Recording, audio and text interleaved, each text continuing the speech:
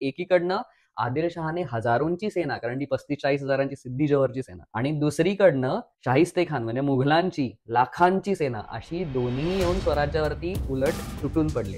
म्हणजे अफजल खानाहून मोठा प्रसंग आला असं आपण आता म्हणतो. हबशी हा शब्दाचा मूळ अर्थ कुठून, हे कुठून आले, हे काय भारतीय लोक नाहीत. हो. आणि इव्हन जर आपण त्याचे स्किन टोन किंवा वर्णन त्यांचं पाहिलं तर हे डार्क कॉम्प्लेक्शनची ही लोक आहेत. तर ही लोक कुठून आली? एक दिवस झाला, एक आठवडा झाला, एक महिना झाला, जो संग्रामदुर्ग असं टिचक्या वाजवत पडेल तो काही पडायचं लक्षण. शाहिस्ते खानाला हे पहिलं यश मिळालं, पण ते यश मिळवताना त्याला एक गोष्ट कळली. साधा भुईकोट किल्ला जिंकायला मला तर 56 दिवस लागतात.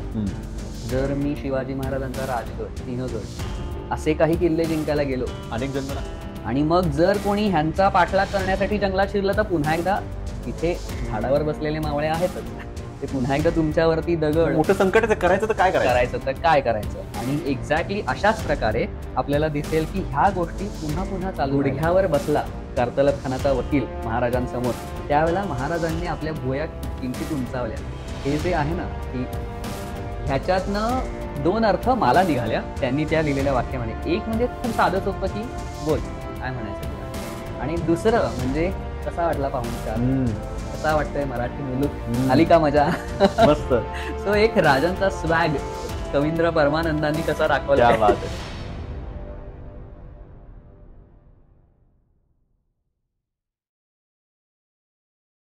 नमस्कार. हिस्ट्री ऑफ द मराठासच्या पुढील भागामध्ये सर्व इतिहासप्रेमींचं खूप खूप स्वागत. शाहिस्ते खान म्हणलं की डोळ्यासमोर येते त्याची फजिती, ती 3 बोटे आणि त्या काळात शिवाजी महाराजांनी केलेली पहिला सर्जिकल स्ट्राईक. मागच्या 2 भागांमध्ये आपण पाहिले अफजल खान वध, आणि आता त्याच्या पुढे आज आपण पाहूया की औरंगजेबाचा मामा म्हणजे शाहिस्ते खानची झालेली शास्त.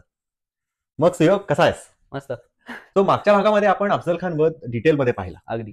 आता तू आम्हाला थोडंसं सविस्तर उत्तर दे की त्या वधानंतर पुढे काय झालं. बरोबर. साधारण अफजल खान वध म्हटलं की आपल्याला असं वाटतं की मोठी कामगिरी, आणि एवढं मोठं काम केल्यानंतर महाराजांचा एकदम साक्षात्कार झाला असेल लोकांना, आणि लोक एकदम एकजुटीने स्वराज्य बांधायला वगैरे उभे राहिले असतील, तर आणि महाराजांची सगळी कामं सोपी झाली असतील मुळात, असं आपल्याला वाटतं. तर असं नाहीये. Reality was far different. असं झालं की आपल्याला आजच्या काळामध्ये शिवाजी महाराज म्हटलं की त्यांच्याबद्दलचं प्रेम, त्यांच्याबद्दलचा आदर, महापुरुष, शककर्ते शिवराय असं म्हणतो आपण शिवाजी महाराजांना. पण दुर्दैवाने ते जिवंत असताना फार कमी लोकांना शिवाजी महाराज हे कोणीतरी ग्रेट होते हे जाणवलं होतं. आणि हे मी फार कमी लोकांना का म्हणतोय, कारण ते फार कमी लोकच महाराजांबरोबर स्वराज्य बांधणी करत होते. बाकीचे जे लोक होते, म्हणजे अफजल खान वध झाल्यानंतर 1660ला जानेवारी, नोव्हेंबरमध्ये 1659ला अफजल खान ढगात गेला. जानेवारी म्हणजे 2 महिन्यामध्ये आदिलशहाकडनं विठोजी हैबतराव म्हणून गुंजण मावळचे एक सरदार वगैरे जे काय होते ते होते, त्यांनी सांगितलं की शापित शिवाच्या विरुद्ध, कारण उल्लेख शिवाजी महाराजांचा शिवाजी महाराज आदिलशहासमोर कसा करायचा, तो फरमानामध्ये त्याने असं सांगितलं की शापित शिवाच्या विरुद्ध मी तलवार धरेन, त्यासाठी मला 5 गावं द्या. आणि ती 5 गावं आदिलशहाने त्याला दिली. म्हणजे आपल्याला असं वाटतं की ज्या अफजल खानाला शिवाजी महाराजांनी मारलं त्याच्यानंतर लोक आता एकजूट होऊन स्वराज्य उभं करतील, तर ते तसं काही झालं नाही. त्याच्याबरोबर अजूनही म्हणजे खंडोजी खोपडे जो होता, त्यांचे जे बंधू होते केदारजी खोपडे, ह्यांना सुद्धा असंच आदिलशाही फरमान आला आणि त्यांना अशीच काहीतरी वतन वगैरे मिळालं. म्हणजे लोकांचं आपलं चाललं होतं की तिकडे शिवाजी महाराज काय क्रांती करतात ते करू दे, स्वराज्य बिराज्य त्यांचं ते करू दे, आमचं गाव भलं, आम्ही भलं, आम्हाला मिळतात ते पैसे भलं, हे त्यांचं चालू होतं. आता अफजल खान मारला म्हणून आदिलशहा घाबरला का, किंवा अजून काही गोष्टी सोप्या झाल्या का, तर ते तसं नाही झालं. दुर्दैवाने काय झालं की आदिलशहाने लगेच एक दुसरी मोहीम उभी केली, आणि त्या मोहिमेबद्दल आपल्या सगळ्यांना माहिती असतं, ती म्हणजे सिद्दी जोहर ह्या माणसाला सलाबत खान ही पदवी एकदा दिली. त्यांचं आपल्याशी एकमेकांची काहीतरी आधी वावडं होतं. म्हणजे अली आदिल शहा हा नुकताच बादशाह झालेला होता, सुलतान झालेला होता. सो त्याला सुलतान होऊ नये म्हणून या सिद्दी जोहर जो विरोधी गट होते त्याच्यामध्ये हा सिद्दी जोहर होता. मग त्याला आता कळलं बाबा हा झालेला आहे बादशाह, तर मग त्याने जरा त्याला विनवण्या वगैरे केल्या, पत्रबित्र पाठवली, आणि मग अली आदिल शहाने ह्याला मोठी फौज घेऊन, म्हणजे वेगवेगळ्या साधनांमध्ये वेगळं दिलेलं आहे, पण 35,000 घोडदळ त्याला दिलं होतं. सो 35-40 हजाराच्या आजूबाजूला त्याची फौज होती. अशी फौज घेऊन त्याला पाठवलं. आता याच वेळेला शिवभारत काय सांगतं, तर शिवभारत सांगतं की अली आदिलशहाने असं एक डोकं चालवलं की त्याने औरंगजेबाला मुघल बादशहाला पत्र लिहून पाठवलं एक आणि त्याच्यात त्याने सांगितलं की मी असं असं म्हणजे हे जे काफिर स्वतःचं राज्य उभं करतायत स्वराज्य ते नेस्त नाबूद करण्यासाठी माझं सैन्य पाठवलंय, तुम्ही पण पाठवा. आपण दोघं मिळून संपून टाकू. आता औरंगजेब काही अली आदिलशाह सांगण्यासाठी थांबलेला नव्हता. त्याच्या डोक्यामध्ये शिवाजी महाराजांबद्दल आधीच राग होता. का? तर 1657 थोडा अजून आपण 3 वर्ष मागे जाऊया. त्यावेळेला औरंगजेब होता शेहजादा, राजकुमार होता. तोपर्यंत बादशाह झालेला नव्हता. आताही त्याचा बाप मेलाच नव्हता, पण तो बादशाह झाला होता. बापाला कसं बसं ते बाजूला सारून. सो 1657ला शिवाजी महाराजांनी आपले जे वकील होते सोनोपंत त्यांना औरंगजेबाकडे पाठवलं होतं आणि त्याच्या काही परमिशन्स वगैरे घेतल्या होत्या की तुमच्या हुकुमाने मी इकडे इकडचा कारभार करेन वगैरे वगैरे. औरंगजेबाला वाटलं वा क्या बात आहे, दक्षिणचा सिवा ज्याला हळूहळू बंडखोर वगैरे लोक म्हणतात तो आपल्याकडे परमिशन वगैरे मागतोय. औरंगजेब खुश, त्याने लगेच परमिशन देऊन टाकली. परमिशन मिळाल्यानंतर 7व्या दिवशी शिवाजी महाराजांनी नगर जाऊन लुटलं. आणि आता मी इथे लुटलं म्हटलं ना की फार लोकांना खूप राग येतो की शिवाजी महाराजांनी लुटलं वगैरे असं कसं म्हणता तुम्ही. खूप साधी आणि सोपी गोष्ट आहे जी शिवाजी महाराजांच्या सुद्धा तोंडी शिवभारतामध्ये आलेली आहे. राज्य चालवण्यासाठी राजाला पैसा लागतो. पैसा मिळवण्याचं वन ऑफ द साधन हे त्यावेळेचं होतं जे लूट. ह्याला लूट असंच म्हणणं योग्य आहे. त्याला आपण वसुली किंवा अजून काहीतरी गोड नाव, सुरतेची, आजकाल सुरतेची लूट नाही म्हणत लोक, सुरत स्वारी किंवा सुरतेची वसुली असं म्हणतात. आता सुरतेची वसुली करायला शिवाजी महाराजांच्या हाताखाली नव्हतं सुरत, त्याची लूटच केलेली आहे. फक्त शिवाजी महाराज आणि मुघल यांच्या लुटीमध्ये किंवा शिवाजी महाराज आणि आदिलशाह, शिवाजी महाराज आणि कुतुबशाह, निजामशाह यांच्या लुटीमध्ये फरक आहे की शिवाजी महाराज हे केवळ पैसा आणि तोही श्रीमंतांकडचा लुटत असत किंवा गढीमध्ये जाऊन किल्ल्यामध्ये जाऊन जो पैसा असेल ते लुबाडत असत. पण ते उगाच बायका पोरांना उचलून आणलं, गुलाम म्हणून विकलं, माणसांना उचलून पुरुषांना उचलून आणलं आणि त्यांना गुलाम म्हणून विकलं, असले धंदे करायचे नाही. आणि हे कुठे मी का विश्वास ठेवावा तुम्ही, आपण संदर्भासहित सांगतो ना. तर मुळात खाफी खान असेल किंवा भीमसेन सक्सेना असेल किंवा अजून कोणीही मुघलांकडचा इतिहासकार असेल त्याने सुद्धा ह्या गोष्टी लिहिलेल्या नाहीत की महाराजांनी बाबा एक तरी गुलाम विकलाय, माणसं पकडली आणि विकलं, असं लिहिलेलं नाही. उलट खाफी खानाने तर लिहिलंय की कुठल्याही प्रकारच्या मशिदी, धर्माची पुस्तकं आणि दुसऱ्या धर्माच्या बायका ह्यांच्यावरती शिवाजी महाराज हे कधीच हल्ला करत नसतात. तर थोडक्यात शिवाजी महाराजांनी ही सगळी लूट केली नगरची आणि औरंगजेबाला राग आला. अरे 7 दिवसापूर्वी हा माणूस येऊन एवढ्या अदबीने आपला वकील पाठवून माझ्याकडनं ह्याने सगळं करवून घेतलं आणि हे काय आज 7 दिवसांनी. महाराजांनी परत आपला वकील पाठवला. महाराजांचे हेर सगळीकडे फिरत असत. महाराजांना खबर लागली की ह्याचा बाप शहाजहान हा तिकडे आजारी पडलाय आणि ह्याच्या मनात आता असं चाललंय की अरे बाप आजारी पडलाय, मी जरा लांब आहे, बाकीचे भाऊ जरा जवळ आहेत, जो लवकर पोहोचेल तो झाला की बादशाह, म्हणजे मला नंतर, आणि जो बादशाह होईल तो नंतर अतिशय प्रेमाने आपल्या सगळ्या भावांना मारायची कामं करत असे. मग त्यात मी मेलो तर काय, त्याच्यामुळे त्याला घाई लागली की आता लवकर दिल्ली गाठायची आणि जाऊन बादशाह व्हायचं. सो हे महाराजांना कळलं होतं. त्याच्यामुळे महाराजांनी परत एकदा आपल्या वकिलाला पाठवलं, सोनोपंतांनाच, आणि सोनोपंतांनी जाऊन तिकडे सांगितलं की खरं तर ती लूट आमच्याकडनं चुकून झाली, पण पुन्हा असं कधी होणार नाही आमच्याकडनं हे सांगितलं. आता ह्यात बघा, महाराजांनी लूट चुकून झाली, तुमचे पैसे परत घ्या असं चुकूनही म्हटलं नाही. फक्त माफी मागितली. हा सॉरी, म्हणजे चुकून झाली आमच्याकडनं, पुन्हा असं होणार नाही, माफी पण नाही, चुकून आमच्याकडनं लूट झालेली आहे पण पुन्हा असं करणार नाही आम्ही, तोबा तोबा, परत असं करणार नाही. आणि औरंगजेबाचाही त्याच्यावरती रिप्लाय आहे. तो म्हणाला की ठीक आहे, आम्हाला मान्य आहे की तुमच्याकडनं चूक झाली आणि आता तुम्ही पुढे काळजी घ्याल वगैरे वगैरे करून औरंगजेब तिथून निघून गेला. पण तो औरंगजेब होता, ते काही साधं नव्हतं बेणं. त्याच्या डोक्यामध्ये ह्या सगळ्या गोष्टी राहत होत्या, फक्त त्याला वेळ मिळत नव्हता. आता त्याने आपल्या भावांचे मुडदे पाडलेले होते, बापाला कैद करून ताजमहालासमोर बसवलेलं होतं की बाबा बघ खिडकीतनं ताजमहाल कसा दिसतोय. सो आता त्याला वाटलं की हीच ती वेळ आहे. आणि मग त्याला आपला मामा आठवला आणि मग त्याने आपला मामा जो शास्ता खान, त्याला 77,000चं घोडदळ असं शिवभारतामध्ये दिलेलं आहे. 77,000चं घोडदळ घेऊन आणि पायदळ खूप जास्त, म्हणूनच त्याला लाखाच्या वरची फौज असं म्हणतात. तर एवढी मोठी फौज घेऊन शिवाजी महाराजांनी शाहिस्ते खान जो त्यावेळेला औरंगाबादला होता त्याला शिवाजी महाराजांवरच्या मोहिमेवरती, म्हणजे स्वराज्याच्या मोहिमेवरती पाठवलं. म्हणजे आपण असं म्हणू शकतो की एकीकडनं आदिलशहाने हजारोंची सेना, कारण ती 35-40 हजारांची सिद्धी जोहरची सेना, आणि दुसरीकडनं शाहिस्तेखान म्हणजे मुघलांची लाखांची सेना अशी दोन्ही येऊन स्वराज्यावरती उलट तुटून पडले. म्हणजे अफजल खानाहून मोठा प्रसंग आला असं आपण आता म्हणू शकतो. कारण एवढी मोठी फौज ह्याच्याशी डायरेक्ट समोरासमोर सामना करणं तर महाराजांच्याकडे जेवढं सैन्य होतं त्यामुळे त्यांना शक्य शक्यच नाही. नव्हतं. बरोबर. आणि ह्यांच्याशी आता एकदा तर वापरून झालं की भेटून बाबा माणसाचा कोथळा बाहेर काढायचा. महाराजांनी एक स्टाईल परत कधी वापरली नाही आयुष्यात. सो आता तीही स्टाईल इथे वापरता येणं शक्य नव्हतं की बाबा सिद्दी जोहर किंवा शाहिस्तेखानाला भेटूया आपण असं म्हणणंही शक्य नव्हतं. सो मला असं वाटतं की महाराजांसाठी गोष्टी सोप्या होण्याच्या ऐवजी त्या अजून अजून कठीण होत गेल्या. हा असा फार कठीण प्रसंग स्वराज्यावर आणि शिवाजी महाराजांवरती आला. आणि दुर्दैवाने त्यावेळेला महाराज पन्हाळगडावरती गेले आणि 4.5 महिने ते त्या सिद्दी जोहरने पन्हाळगडाला वेढा दिला आणि त्यात ते 4.5 महिने अडकून होते. सो शाहिस्ते खान 77,000 एवढी मोठी फौज घेऊन आता तो हो. दक्षिणेत उतरला. Yes. तर त्याला शाहिस्ते खान बद्दल बोलूया. हा. शाहिस्ते खान बादशाहचा मामा. हो. तो कोण होतं शाहिस्ते खान? नाव शाहिस्ते खान हे नाव कसं आलं आणि काय बॅकग्राऊंड काय?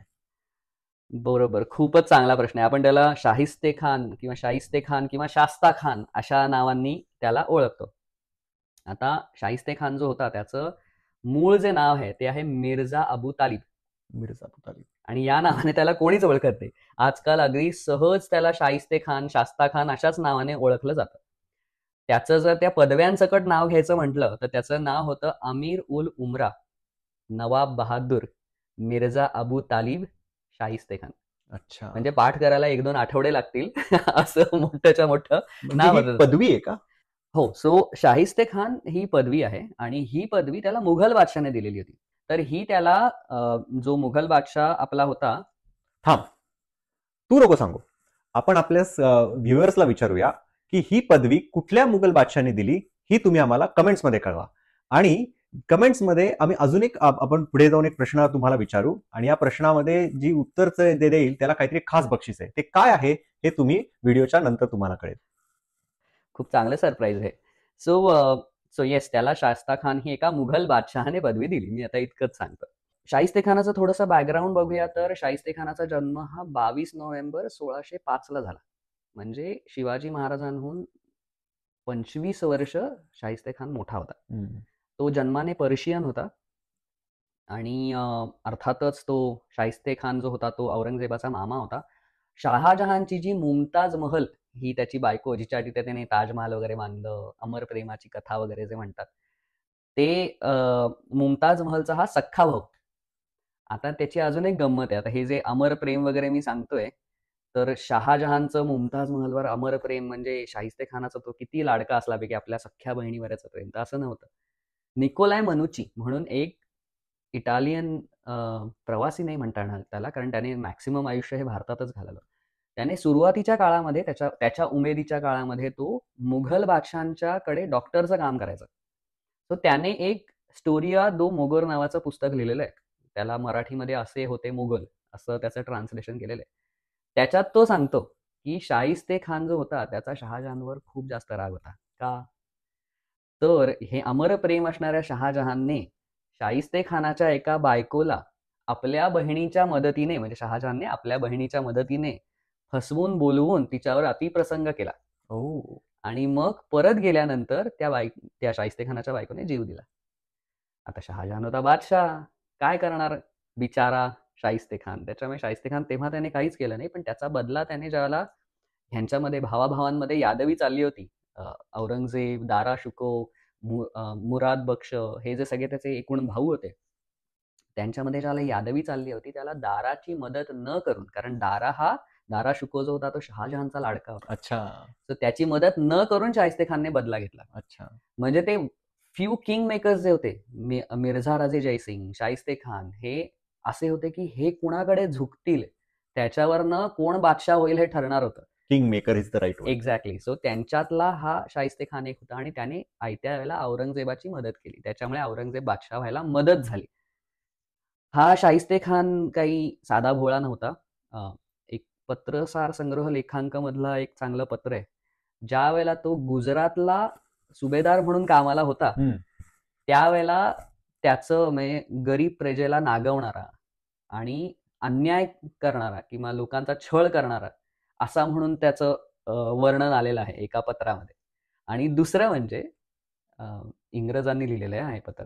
त्या पत्रामध्ये शाहिस्तेखानाबद्दल असं म्हटलेलं आहे, की ह्यांच्याबरोबर बरेच बाजार बुणगे असायचे. कुठेही मोहिमेला गेले, की ते बाजार बुणगे येणारच. तर ह्या बाजार बुणग्यांची मोनोपोली तो स्वतःकडे ठेवायचा. म्हणजे जो काही पैसा येईल, तो हळूच गायब. सो अशा प्रकारे शाहिस्तेखान हा काही सोज्वळ, साधा, भोळा असा अजिबातच नव्हता. तो बराच शूरही होता. शहाजी राजांवरती ज्यावेळेला मुघल शहाजहान ज्यावेळेला हल्ला करायला आला दक्षिणेमध्ये, निजामशाही शहाजी राजांनी पुन्हा एकदा उभी करण्याचा जो प्रयत्न केला आणि त्यांच्या दृष्टीने त्यांनी स्वराज्य उभं करण्याचा जो प्रयत्न केला शहाजी राजांनी, त्यावेळेला शहाजहान आणि आदिलशहा एकत्र येऊन त्यांनी शहाजी राजांचा हा बेत हाणून पाडला होता. त्यावेळेला शाहिस्तेखान त्या फौजेमध्ये होता आणि त्याने बऱ्याच अशा मोहिमा केल्या होत्या. त्यामुळे शूर होता तो, दख्खनमध्ये होता तो. त्याला महाराजांची किंवा दख्खनच्या युद्धाची कितपत माहिती होती नाही ते आपण पुढे बघूया. पण त्याला दख्खनचा अनुभव होता, की तो त्यावेळेला आलेला होता. सो मामासाहेब जेव्हा आता इथे दक्षिण आले तेव्हा त्यांचं वय काय होतं? 5चा जन्म म्हणजे तो आला 1660ला, 55 वर्षांचा होता ज्यावेळेला तो दख्खनमध्ये आला. एक सिनियर कमांडर, डेफिनेटली चांगलं व्यवस्थित एक्सपिरियन्स्ड, मुघल सगळ्या गोष्टींमध्ये वाकबगार. त्याच्याच बरोबर तो बादशहाचा, औरंगजेब बादशहाचा खूपच विश्वासू वगैरे होता. त्याच्यामुळे त्याला ही कामगिरी देण्यात आली. खूप मोठं संकट स्वराज्यावर. अगदीच. सो 77,000 जे तू मागाशी माहिती दिलीस, या सैन्यात कोण कोण होतं? गुड. सो त्याच्या सैन्याची जी माहिती आहे ना, ती आपल्याला आलमगीरनामा आणि शिवभारत या 2 ग्रंथांमधनं मिळते. शिवभारतामध्ये 54 सरदारांची नावं दिलेली आहेत. आणि शिवभारत पुन्हा एकदा का डिटेलमध्ये तर 54 सरदार कोण आले होते त्यांची नावं दिलेली आहेत. आणि आलमगीरनामा असे म्हणून आपल्याला अराउंड 65 ते 68 एकूण त्याच्या सरदारांची नावं मिळते. आता त्या सगळ्या डिटेलमध्ये आपण नाही जाणार आहे, पण त्याच्यामध्ये वेगवेगळे लोक होते. रजपूत होते, म्हणजे भावसिंग हाडा, अमरसिंग, मित्रसेन असे काही रजपूत होते. त्याच्यानंतर मग कारतलब खान, नामदार खान. हा नामदार खान म्हणजे तुला आग्र्याहून सुटका आठवत आहे? त्याच्यामध्ये वजीर जाफर खान आठवत आहे? जाफर खानाचं हे पोरग. नामदार खान आणि कामदार खान याचे रायमिंग नावं ठेवणं त्या काळातही होतं. म्हणजे आता नवीन पद्धत नाही. नामदार खान आणि कामदार खान अशी त्याची 2 मुलं होती. तर त्याला नामदार खान इकडे आलेला होता. त्याच्याशिवाय म्हणजे आता हे तू सगळं पाहिलंस तर रजपूत होते, हबशी होते. त्याच्यानंतर आता हा जो कारतलब खान होता हा उझबेकी सरदार होता. म्हणजे भारताने सगळ्यांना आमंत्रणं केली होती, या आणि लुटा. कुठला उझबेकिस्तान आज जर भारतीयांना विचारलं दाखवा मॅपवर तर अर्ध्या भारतीयांना दाखवता येणार नाही. पण तिथून येऊन माणसं कुठे आली? दख्खनमध्ये. म्हणजे इथे आमच्या घरात येऊन किती लुटायचे ते लुटा, अशा प्रकाराने बोलवलेलं होतं. आणि हे हबशी म्हणजे जे सिद्दी जोहर होता ना, तसेच त्याच्याही शाहिस्तेखानाच्या सैन्यात सुद्धा हबशी सरदार होते. हबशी हा शब्दाचा मूळ अर्थ कुठून? हे कुठून आले? हे काय भारतीय लोक नाहीत. हो. आणि इव्हन जर आपण त्याचे जर स्किन टोन किंवा वर्णन त्यांचं पाहिलं तर हे डार्क कॉम्प्लेक्शनची ही लोक आहेत. ही लोक कुठून आली? सो हबशी जे आहे हे आफ्रिकेतल्या लोकांना म्हटलं जातं. ते सुद्धा स्पेसिफिकली इथोपियन लोकांना म्हटलं जातं. बरं. इथोपियाचा उल्लेख हा अरबी लोक हफ्सा ह्या शब्दाने करत असत. हफ्सा. आणि ऑब्व्हियसली सगळ्यांना आता माहिती आहे की इंग्रजांनी येऊन हळूहळू त्यांचे जे मूळ भाषेतले शब्द असायचे त्यांचं काहीतरी हे वेगळंच करून टाकायचे. त्याच्यानुसार त्यांनी ते हफ्सा हा जो अरेबिक शब्द आहे त्याचं ऍप्सिनिया करून टाकलं. सो इथोपियाला बाकी अरबी लोक किंवा इंग्रजी लोक हे ऍप्सिनिया म्हणतात. आणि मग ते हफ्सा जे होतं ते तसंच भारतात आलं आणि त्या हफ्साचं हबशी झालं. तर आपल्याकडे आपण अजून त्याच्या व्हरायटीज ऍड करतो. मूव्हीज मध्ये असतील की जसं पावनखिंड मूव्ही मध्ये ही समीर धर्माधिकारीला फुल मेकअप करून असं ते आफ्रिकन दाखवायचं होतं त्यांना. त्याच्यामुळे त्याला ते, कारण इथोपियन आफ्रिकन हे डार्क कॉम्प्लेक्शनचे असतात. तर हे असे हबशी हा शब्द आपल्याकडे. किती छान, मस्त इंटरेस्टिंग हिस्ट्री आहे ही. तर हे सगळे लोक आता तर हे सगळे आले. आणि ह्याच्या बरोबर अजून एक गंमत आहे जी मला सांगायची, की मगाशी मी जे तुला म्हटलं की शिवाजी महाराजांच्या मागे उभं राहायला लोक फार उशीर करत होती किंवा तयारच नव्हती, त्यांचा विश्वासच नव्हता. देवाला ठाऊक का विश्वास नव्हता, कारण महाराजांचं कर्तृत्व तर दाखवत होतं की महाराज हे फारच कर्तृत्ववान आणि कर्तबगार आहेत. पण गंमत अशी झाली की जर आपण महाराजांच्याही सैन्यात पाहिलं तर आपल्याला शिवाजी महाराजांचे काका आणि चुलत भाऊ सरफोजी भोसले, बाळाजी भोसले, त्र्यंबकजी भोसले हे असे त्यांचेच नातेवाईक हे आपल्या त्या शाहिस्तेखानाच्या सैन्यात होते. ह्याच्याशिवाय सिंदखेडचे जाधव म्हणजे जिजाऊंच्या माहेरचे दत्ताजी जाधव आणि रुस्तुम जाधव, हे रुस्तुमराव जाधव, हे तू पाहिलंस तर हे ना कदाचित थोडंसं विषयांतर होईल पण तुला बघून कळेल की ही अशी नावं सुद्धा ना भारतामध्ये हळूहळू मुसलमानी पद्धतीची ठेवायला लागले होते. सुलतानजी जगदाळे हे नाव आहे मराठी माणसाचं. म्हणजे का पुढे जाऊन शिवाजी महाराजांना भाषा शुद्धी करावी लागली, का राज्यव्यवहार कोश बनवावा लागला, तर त्याचं मूळ ह्याच्यात आहे की लोक आपली नावं सोडून सुलतानजी, रुस्तुमराव, रुस्तुमजी अशी सगळी नावं ठेवायला लागली. तर जस्ट माझ्या मनात आता एक विचार आला की जर हा. महाराज नसते तर आज आपण काय असतो, आज तुझं नाव काय असतं, एक्झॅक्टली. आज माझं नाव काय असतं. काहीतरी आणि ते फॅड होऊन गेलं होतं की अशी काहीतरी नावं ठेवू आपण की त्याच्याने मान मिळतं. सुलतानजी म्हटलं की अरे किती भारी असं वाटून जातं. पण अशा पद्धतीने आपण बघितलं तर आपल्याला कळतं की महाराजांचे आप्तस्वकीय सुद्धा त्यांच्या बाजूने उभे राहत नव्हते आणि ते नव्हते. शाहिस्ते खानाच्या बाजूने जात होते. हा खूप इंटरेस्टिंग मुद्दा आहे की माणूस जेव्हा असतो तेव्हा त्याची किंमत नसते, खरंच. आणि माणूस जेव्हा जातो तेव्हा इतिहासात त्याचा अभ्यास करून आपल्याला समजतं किंवा आपल्या आठवणी त्या सगळ्या गोष्टी ऐकून आपल्याला मग त्या व्यक्तीची किंमत कळते. अगदी. आणि मग ही सगळी अशी फौज घेऊन शाहिस्ते खान हा औरंगाबादवरनं जानेवारी एंडला 28 जानेवारी 1660ला औरंगाबादवरनं निघाला. तर ही जी माहिती आहे की शाहिस्ते खान कुठल्या मार्गाने आला ते मी मॅपवर तुला आणि व्ह्युअर्सना दाखवतो. अगदी आवडेल. आणि मला आता तुला एक प्रश्न विचारायचा आहे. हो. सो आता तुला साधारण इथे दिसतंय की हे इकडे वरती जे आहे ते औरंगाबाद आहे. औरंगाबादवरनं तो नगरला आला आणि नगरवरनं तो नगरला काही दिवस राहिला आणि मग त्याच्यानंतर तो ही भीमा नदी दिसतेय तुला. हो. सो या भीमा नदीच्या अलीकडे जे आहे ते स्वराज्य आहे, असं शिवभारतात म्हटलेलं आहे. 3 मार्चला ही भीमा नदी तारखेसकट दिलेलं आहे की 3 मार्चला ही भीमा नदी क्रॉस करून सोनवडी नावाचं स्वराज्यातलं जे पहिलं गाव होतं तिथे शाहिस्ते खान आला. आता बिफोर आपण हे सगळं डिस्कस करतोय त्याचा मार्ग, हा मार्ग बघून जो तुला मार्ग दिसतोय आणि ह्याच्यातनं शेवटला तो पुण्याला येऊन पोहोचला. असाही येऊ शकला असता. एक्झॅक्टली मला तुला हाच प्रश्न विचारायचा होता की तुला हा बेसिक प्रश्न पडतोय का की अरे असं याच्याऐवजी हे असं का इतकं फिरून गाव पूर्ण मला आठवतं की अफजल खानच्या वेळी सुद्धा तो डायरेक्ट वाईला नव्हता आला, तेव्हा तो वरती उत्तरेला जाऊन मग खाली दक्षिणेला आला आणि त्याच्या मागे त्याचे काहीतरी ऑब्जेक्टिव्ह होते, त्याचा काहीतरी एक मनसुबा होता की त्याला काहीतरी तिथे ते आयदर त्याला देवळं करायची होती किंवा सामान्य जनतेला त्रास द्यायचा होता की मी आलोय. तर असं काय ऑब्जेक्टिव्ह होते की तो अशा मार्गाने तो पुण्याला आला. अगदी बरोबर आहे तुझं. सो इथून हे अख्खं गाव फिरून यायचं जे होतं त्याच्यामध्ये सभासद बखरीतलं शाहिस्ते खानाच्या तोंडचं दिलेलं वाक्य जर आपण पाहिलं ना तर आपल्याला कळून येईल. शाहिस्ते खान म्हणतो शिवाजी म्हणजे काय आहे, त्याला जाऊन कैद करतो आणि एकाच झटक्यात त्याचा मुलूक घेतो. ह्याच्यातनं काय कळतं की शाहिस्ते खानाच्या डोक्यात होतं की मी शिवाजी महाराजांच्या मुलखामध्ये शिरेन, शिवाजी महाराज हे माझ्याशी युद्ध करायला येतील, एका फटक्यात मी त्यांना हरवेन आणि सगळा मुलूक आणि शिवाजीला कैद करून माझी ही मोहीम संपेल. मूळ फरक काय दिसतो ह्याच्यातनं विराज की शाहिस्ते खान असो, अफजल खान असो, यांच्यात आणि शिवाजी महाराजांमधला मूळ फरक की आपला शत्रू कोण आहे. तुला खूप एक्सपिरियन्स आहे, ओके, 55 वर्षांचा आहेस तू, ह्याच्यापूर्वी खूप मोहिमा केलेल्या आहेस असा शाहिस्ते खान आहे, पण तुला शत्रूबद्दल काहीच माहिती नाही.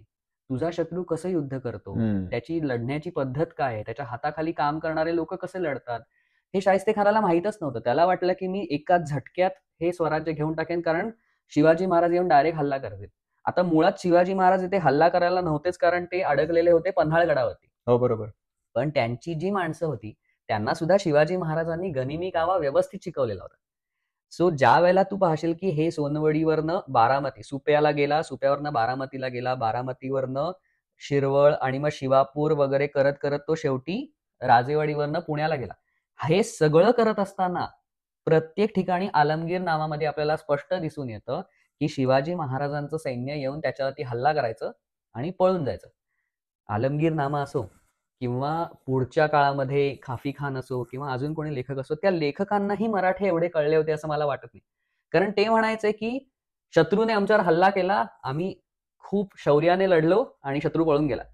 त्यांना हे कळतच नव्हतं. ही त्यांची एक्झॅक्टली युद्धाची शैली आहे. म्हणजे बघा, 2 सैनिक तुझ्या समोर बसलेत, ते सैनिक बेसावतपणे बसलेले आहेत, त्यातल्या पहिल्या सैनिकाच्या 4 कानाखाली आवाज काढले आणि दुसऱ्या सैनिकाला भोसकून उरलेले लोक पळून गेले कारण ह्या सैनिकाने तलवार काढून तो सरसावला म्हणून हे लोक पळून गेले. तर ही गोष्ट तू गर्वाने नाही सांगू शकत की अरे मी तलवार काढली, बघितला शत्रू घाबरून, अरे त्याच्या आधी 4 कानफडत वाजवल्या तुझ्या, ते कळलं का तुला?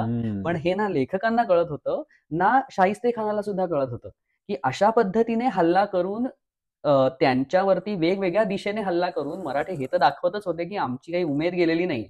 आम्ही अजूनही आमचा राजा अडकलाय तिकडे पन्हाळगडावरती 4.5 महिने झाले तो तिकडेच अडकून आहे, पण तरी आम्ही आमच्या गोष्टी सोडलेल्या नाहीयेत. आम्ही तुला तसाच छळणार जसं आमच्या राजाने आम्हाला शिकवलेलं आहे. हे राजांचं कौतुक आहे की त्यांनी ज्या पद्धतीने स्वतःच्या आपल्या ह्या आर्मीला ज्या पद्धतीने लढायला शिकवलंय. हो, स्वतः शास्ता खान आणि त्याचं एवढं मोठं सैन्य पुण्यात आले. पुण्यात आला. अरे हो, पुण्यात आले हे सांगताना सांगायचं राहिलं की पुण्यात तो लाल महालातच उतरला. जिथे महाराजांचं बालपण गेलं होतं.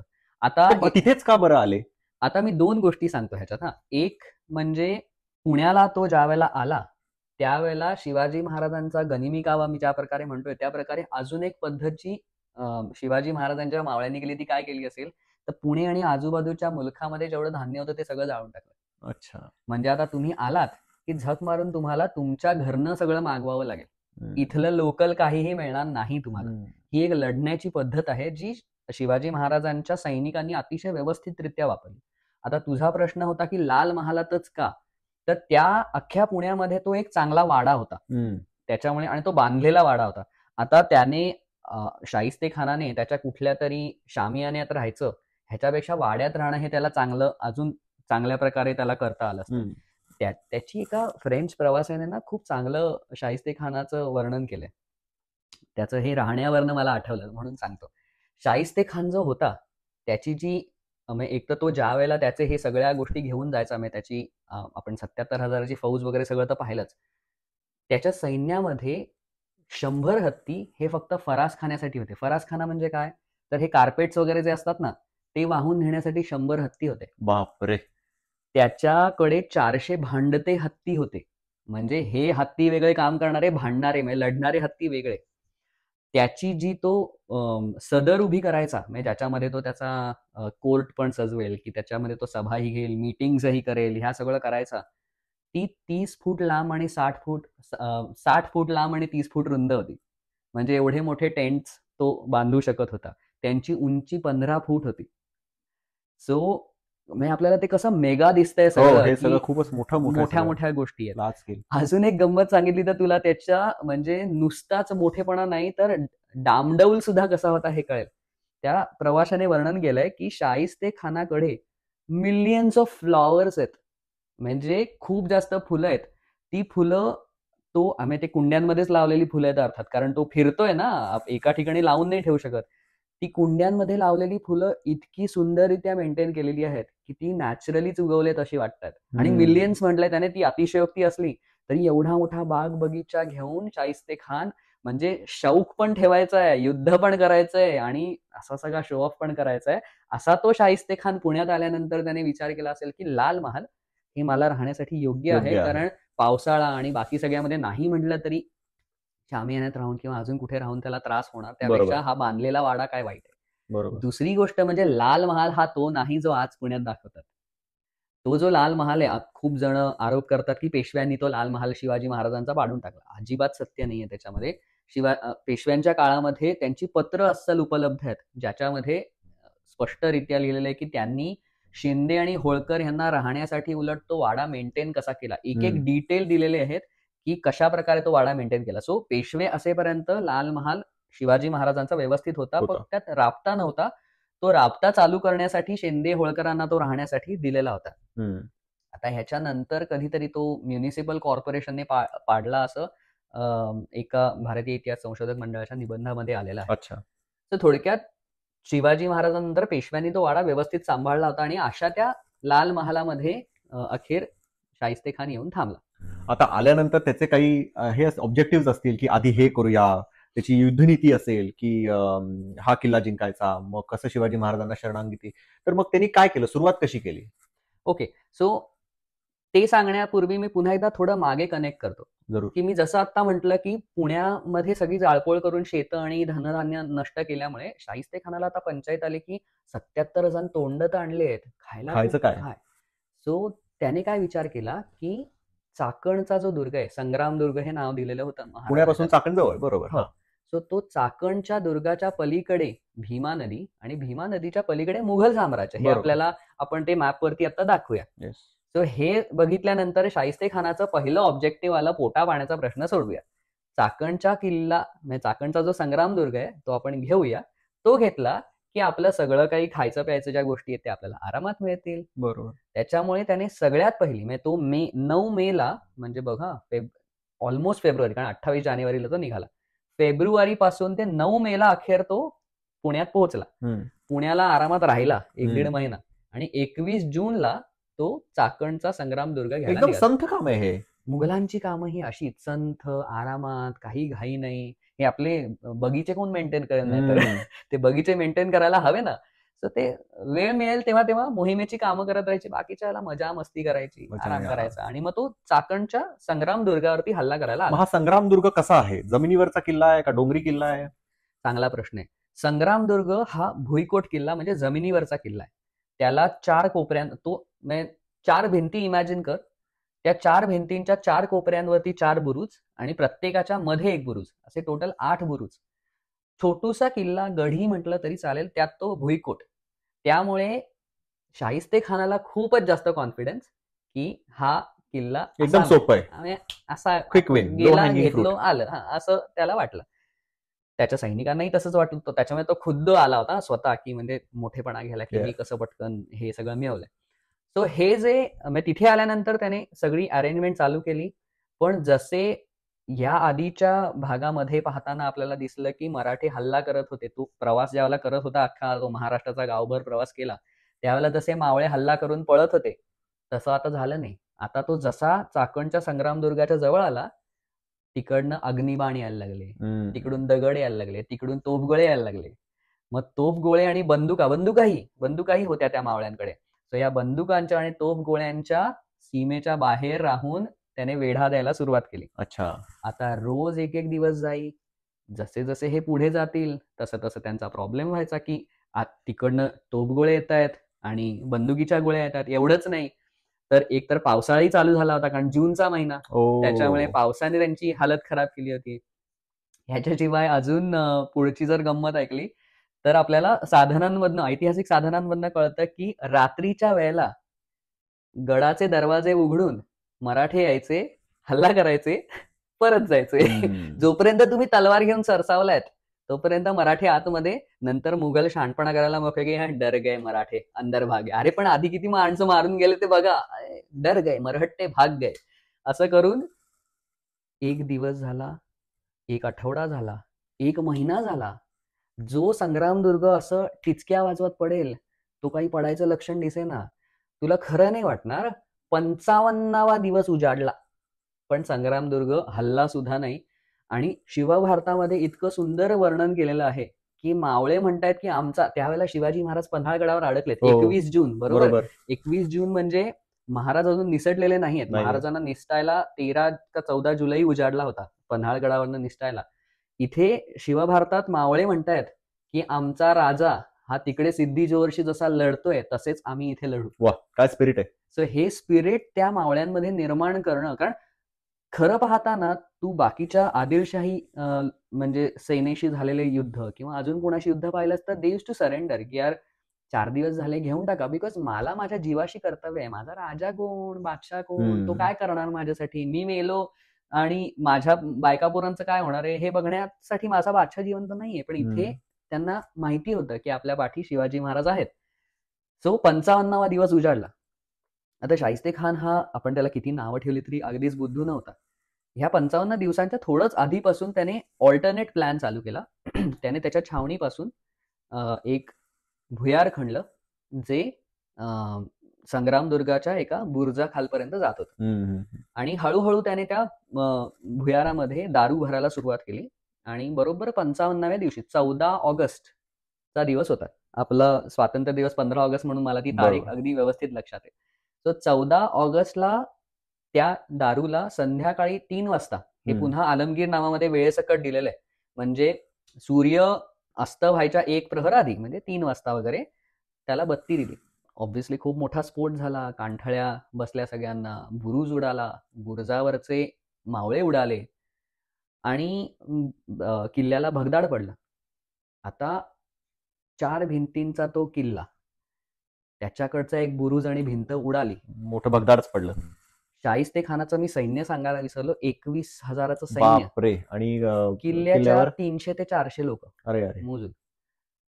काय रिॲक्शन असेल माणसाची? ह्या आमच्या तलवारी, शरणागती. आम्ही निघतो बाबा, जिवंत तरी जाऊ द्या. हो हो असं एक सरळ सामान्य विचार करता आपल्याला वाटतं. मराठ्यांनी जी भिंत होती त्या भिंतींवरनं अग्निबाण, दगड आणि बंदुकांनी मारा करायला सुरुवात केली. कमाल ते शूर मराठे. म्हणजे ते जे 3 वाजता हे जे काही झालं त्याच्यानंतर रात्र होईपर्यंत आय थिंक भावसिंग और अमरसिंगच कोणीतरी जो होता तो तिथे युद्ध करत होता, राजपूत. त्याची माणसं युद्ध करत होती आणि अजून एक शमशुद्दीन म्हणून मुघलांचा हे होता, सरदार होता. हे सगळ्याची त्यांची माणसं जी जान लगा के तिथे युद्ध करतायत आणि आता जिंकलं ना रे युद्ध, कारण काय एवढं छोटंसं तो गडी, त्याच्यामध्ये 300-400 माणसं, आपण फोडून आत जाऊ शकतो. रात्र होईपर्यंत मुघलांना आत जाता आलं नाही कमाल त्या शूर मावळ्यांची. आणि त्यांना माघार घ्यावी लागली. लिटरली मुघलांना रात्र झाली म्हणून माघार घ्यायला लागली आणि दुसऱ्या दिवशी सकाळी त्यांनी पुन्हा एकदा हल्ला केला आणि अखेर 15 ऑगस्ट त्या दिवशी बाले किल्ल्यातून मराठे शेवटी युद्ध करायला लागले आणि मग बाले किल्ल्यातनं युद्ध करत असताना अखेर जो किल्लेदार होता, आता त्या किल्लेदाराचं नाव बरेच जण फिरंगोजी नरसाळा असं सांगतात, बरोबर. पण अस्सल साधनांमध्ये माझ्या वाचनात कुठेही फिरंगोजी नरसाळांचं नाव आलेलं नाही. आणि अस्सल साधनं म्हणजे सभासद बखर असेल किंवा शिवभारत असेल किंवा आलमगीर नामा असेल त्यांच्याकडचं साधन आहे किंवा अजून कुठलीही साधनं आपण जर काढली तर त्याच्यामध्ये फिरंगोजी नरसाळ्यांचं नाव आलेलं नाही. अच्छा. सो त्या किल्लेदाराने अखेर जो भावसिंग होता, राजपूत होता, त्याच्याशी निगोसिएशन चालू केले आणि अखेर सरेंडर केलं. सो 56 दिवस शूर मराठ्यांनी, 300-400 मराठे असतील, दुर्दैवाने अज्ञात, त्यांची नावही माहित नाहीयेत, पण अशा वीरांनी एवढा पराक्रम करून शिवाजी महाराजांचं नाव अजून मोठं करून दाखवलं. क्या बात आहे. म्हणजे आपल्याला मध्ये अक्षय कुमारचा मूवी आला, हो केसरी, केसरी, ज्याच्यामध्ये 21 सरदार लढत असतात, तशी मला काहीशी अगदी तू आता ते जेव्हा म्हणत होतास तेव्हा माझ्यासमोर तेच दृश्य आलं त्या सिनेमाचं. त्या ह्याच्यात म्हणजे 10,000 विरुद्ध 21 असं जे होतं, तर इथे 21,000 विरुद्ध 300-400 मराठी. कमाल कमाल. काय म्हणजे ती अशी पेटून हे लढत असतील ते मराठे.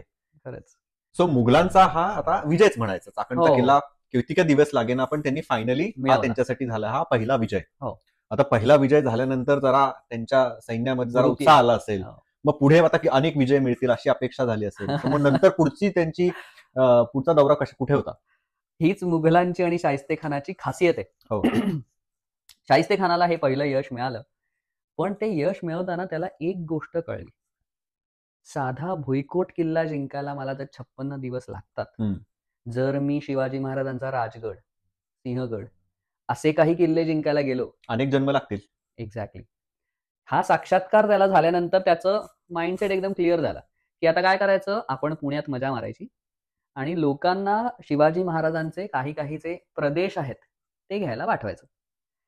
सो ह्याच्याच बरोबर अच्छा अजून एक कंपॅरिझन छान सांगतो. हे आपण पाहिलं की शिवाजी महाराजांच्या मर्द मराठा मावळ्यांनी 56 दिवसांनंतर त्यांचा गड दिला. हेच परिंडा नावाचा किल्ला आदिलशहाचा होता. ओके, तो किल्ला, त्याच्यावरती गालिब म्हणून कोणी किल्लेदार होता. अच्छा. त्याने लगेच निगोसिएशन केले. त्याने सांगितलं की जर मला तुम्ही मुघल सैन्यामध्ये घेतलं, मला जॉब द्या, किल्ला घ्या. सो फरक दिसून येतो की एकीकडे कशी निष्ठा आहे की राजासाठी, स्वराज्यासाठी आम्ही काय करू तर 56 दिवस युद्ध करू, जीव पण जाऊ शकतो, आणि दुसरीकडे असं आहे की सर सॅलरी हाईक द्या, सर पोझिशन द्या आणि तुमच्याकडे मी येतो. सो हा परिंडा किल्ला जो आहे तो कारतलब खान आणि अजून कोण कोण पाठवले होते सरदार ते जिंकून आले होते.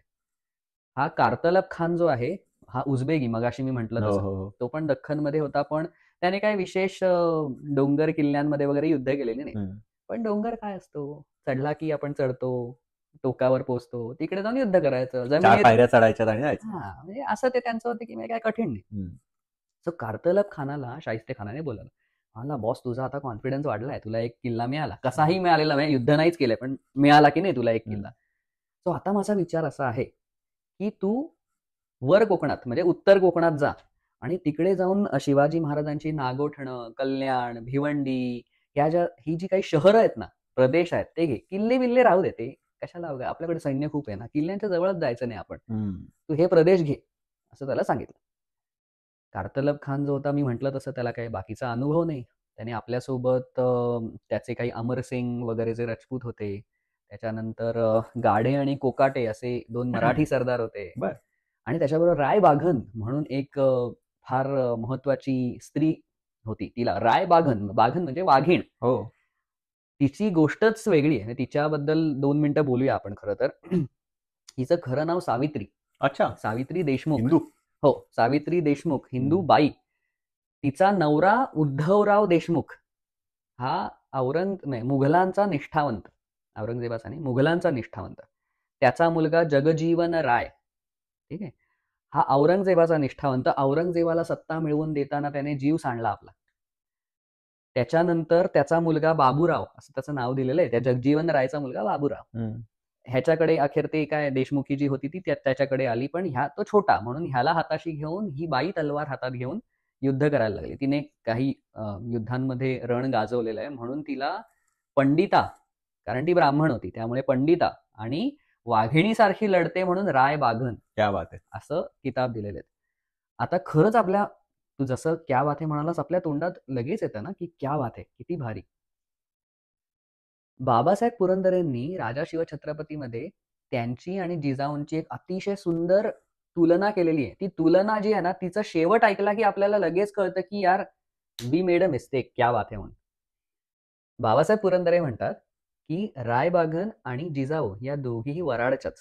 अच्छा, एकाच गावाच्या. वराडच्या कापसाचा पीळ हा एका स्त्रीने मुघलांना आणि आदिलशहांना दाखवला, तर दुसरीने त्या कापसाची वात करून नंदादीप म्हणून मुघलांसमोर जाळली. क्या बात आहे. एकीने आपल्या मुलाला बंडखोरी शिकवली, स्वराज्य उभं करायचं शिकवलं. दुसरीने आपल्या मुलाला, नातवाला गुलामगिरी शिकवली. हे ऐकल्यानंतर कळतं की अरे, शौर्य खूप आहे तुझ्याकडे, पण तलवार चुकीच्या ठिकाणी झिजतीये तुझी. सो अशी रायबागन. आणि हो, गंमत म्हणजे आपण मागच्या वेळेला सुद्धा एकदा दिग्पाल लांजेकरांच्या मूवीज बद्दल बोललो होतो. खूप चांगले मूवीज डेफिनेटली ते बनवतात. संदर्भांसहित बरेचसे मूवीज असतात. पण पुन्हा एकदा तू जर आता जाऊन फतेह शिकस्त पाहिलास, शाहिस्तेखानाच्या वरतीच बनवलेला मूवी आहे तो, की ते कसं शाहिस्तेखानाला शास्त केली, तर त्यातली जर तू रायबागांची कास्टिंग पाहिलीस तर आता तुला कळून येईल की ज्या बाईला नातू असेल ती इतकी यंग असेल का. सो एक कास्टिंग लांजेकरांचं चुकलं असलं तरी बाकी त्यांनी तो मूवी खूप चांगला बनवला. सो या थोड्याशा वयानी जिजाऊंसारख्या सिनियर होत्या. येस. मला तुला आता एक सुयोग विचारायचं आहे की मराठी स्त्री म्हटलं की थोडीशी आपण एक आपल्या डोळ्यासमोर एक इमेज तयार होते. थोडीशी काय म्हणूया, घर, चूल आणि मूल आणि पडद्याच्या मागे व्यवस्थित अदब तिला असणारी ही मराठी स्त्री. पण मग अशा स्त्रीला तलवार घेऊन बघितली, जसं जिजाऊ असू देत, रायबागन असू देत, तारा राणी असू देत, तर ही एक वेगळी मराठी स्त्री आहे. तर नक्की मराठी स्त्रीचा तू कसं डेफिनेशन करशील, की ती एक अशी स्त्री जी घर, चूल आणि मूल बघते, का ही तलवार युद्ध घेऊन पडणारी स्त्री? तर ह्याचं उत्तर आपल्याला इतिहासातून खूप वेळा वेगवेगळ्या पद्धतीने मिळालेलं आहे. म्हणजे जिजाऊ असतील की ज्या तर सगळ्यांसाठीच एक खूप मोठ्या उदाहरण आहेत, की त्यांनी अख्खं स्वराज्य घडवण्याच्या मागे जर मोठा हात शिवाजी महाराजांनी उभं केलं हे तर आहेच, पण त्यांना प्रोत्साहन देणं, लहानपणापासून ते बाळकडू पाजणं. आपला नवरा स्वराज्य उभं करताना हरलाच म्हणायला हवं, कारण शहाजीराजांनी प्रयत्न करून पाहिला, त्यांना नाही जमलं. पण मुलामधनं ते स्वप्न बघून पूर्ण करणं, हे जिजाऊंकडे बघितल्यानंतर ती मराठी स्त्री आपल्याला डोळ्यासमोर येते की तिने हे कसं काय उभं केलं. ह्याच्याबरोबर तू ज्याला ताराराणी बाईसाहेब म्हणतोस, छत्रपती राजाराम महाराजांच्या पत्नी, त्यांनी औरंगजेबाला त्याच्या उत्तर काळामध्ये कसं सर्व की पळ करून सोडलं, हे बघून आपल्याला एका वेगळ्या मराठी स्त्रीचं दर्शन घडून येतं, की ती स्त्री स्वतः हातात तलवार घेऊन, आता नवरा जिवंत नाहीये तरी आपल्या छोट्या बाळाला सिंहासनावरती बसवून त्याच्या मदतीने एक स्वराज्य राखू शकते, एक उभं करू शकते, एक राखू शकते.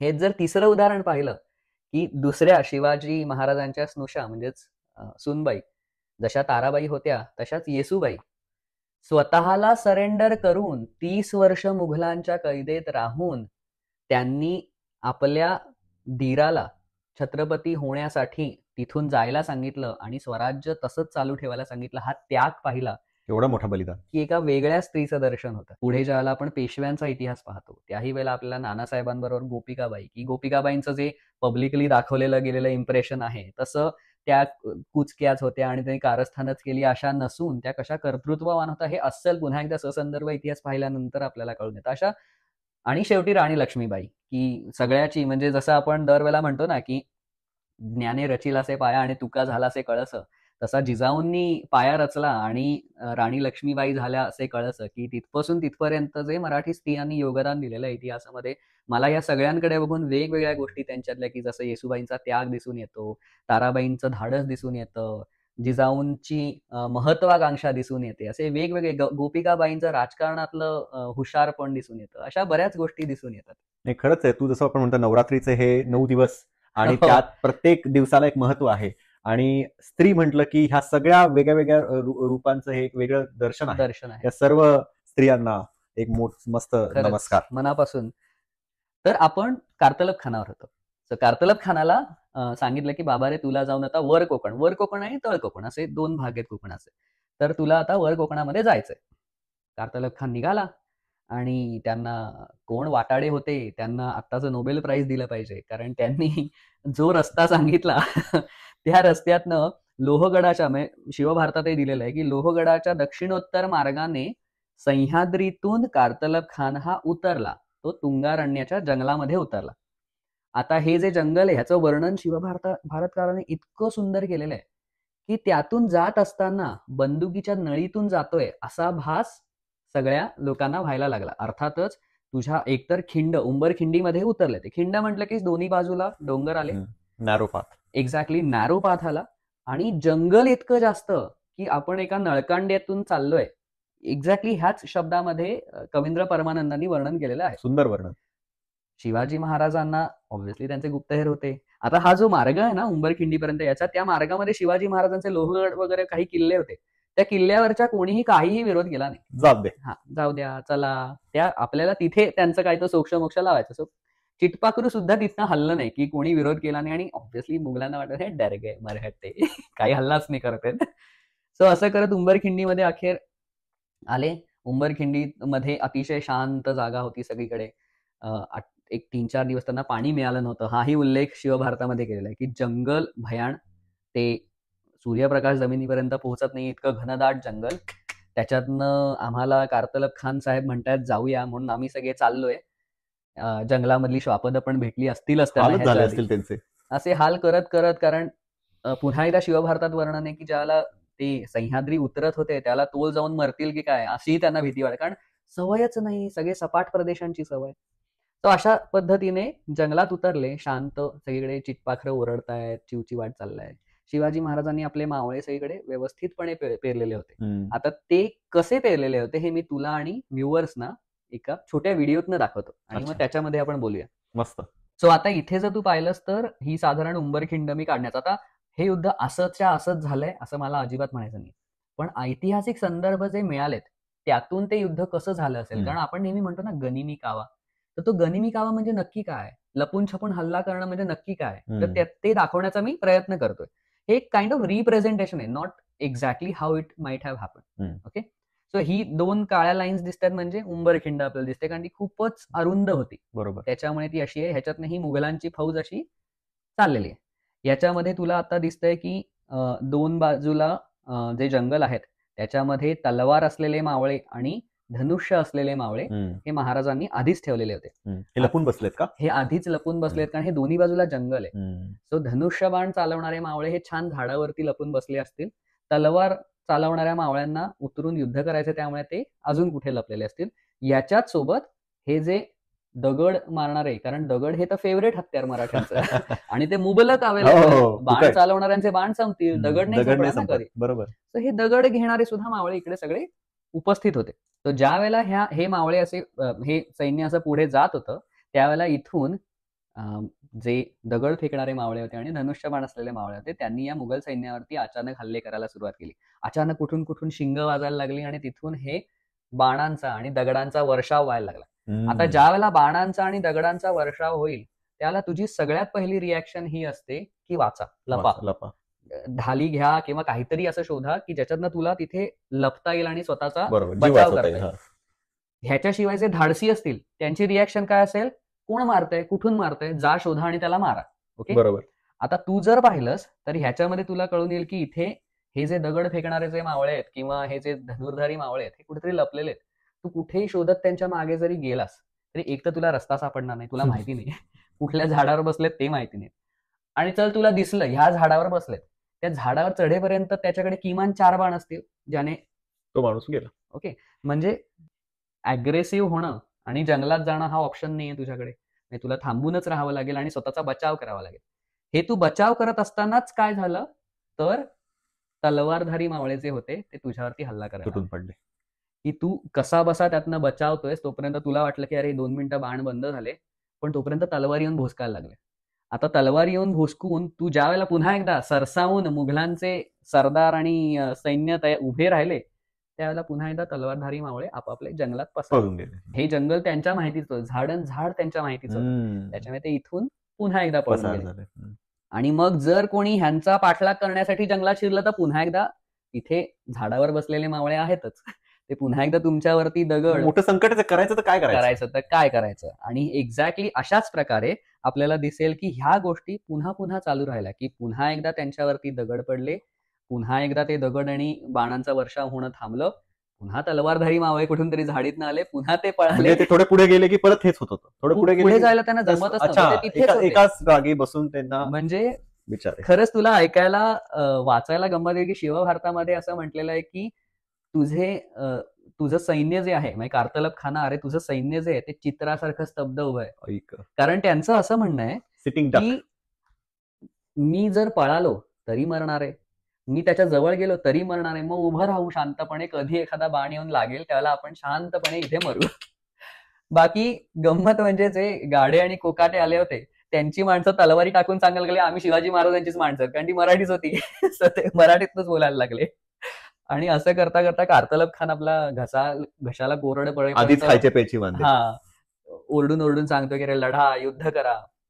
आणि मग ते कवींद्र परमानंदांनी थोडं छान काव्यात्मकरित्या बांधलंय की या वेळेला रायबागन पुढे आली आणि तिने म्हटलं की अरे तुला दिसतंय का काय चाललंय, तू शिवाजी सारख्या सिंहाच्या जबड्यात आणून तुझी फौज सोडलीस आणि ह्याच्यावरती म्हणजे काय व्हायचं तेच तुला दिसतंय, ते तुझं होतंय ते.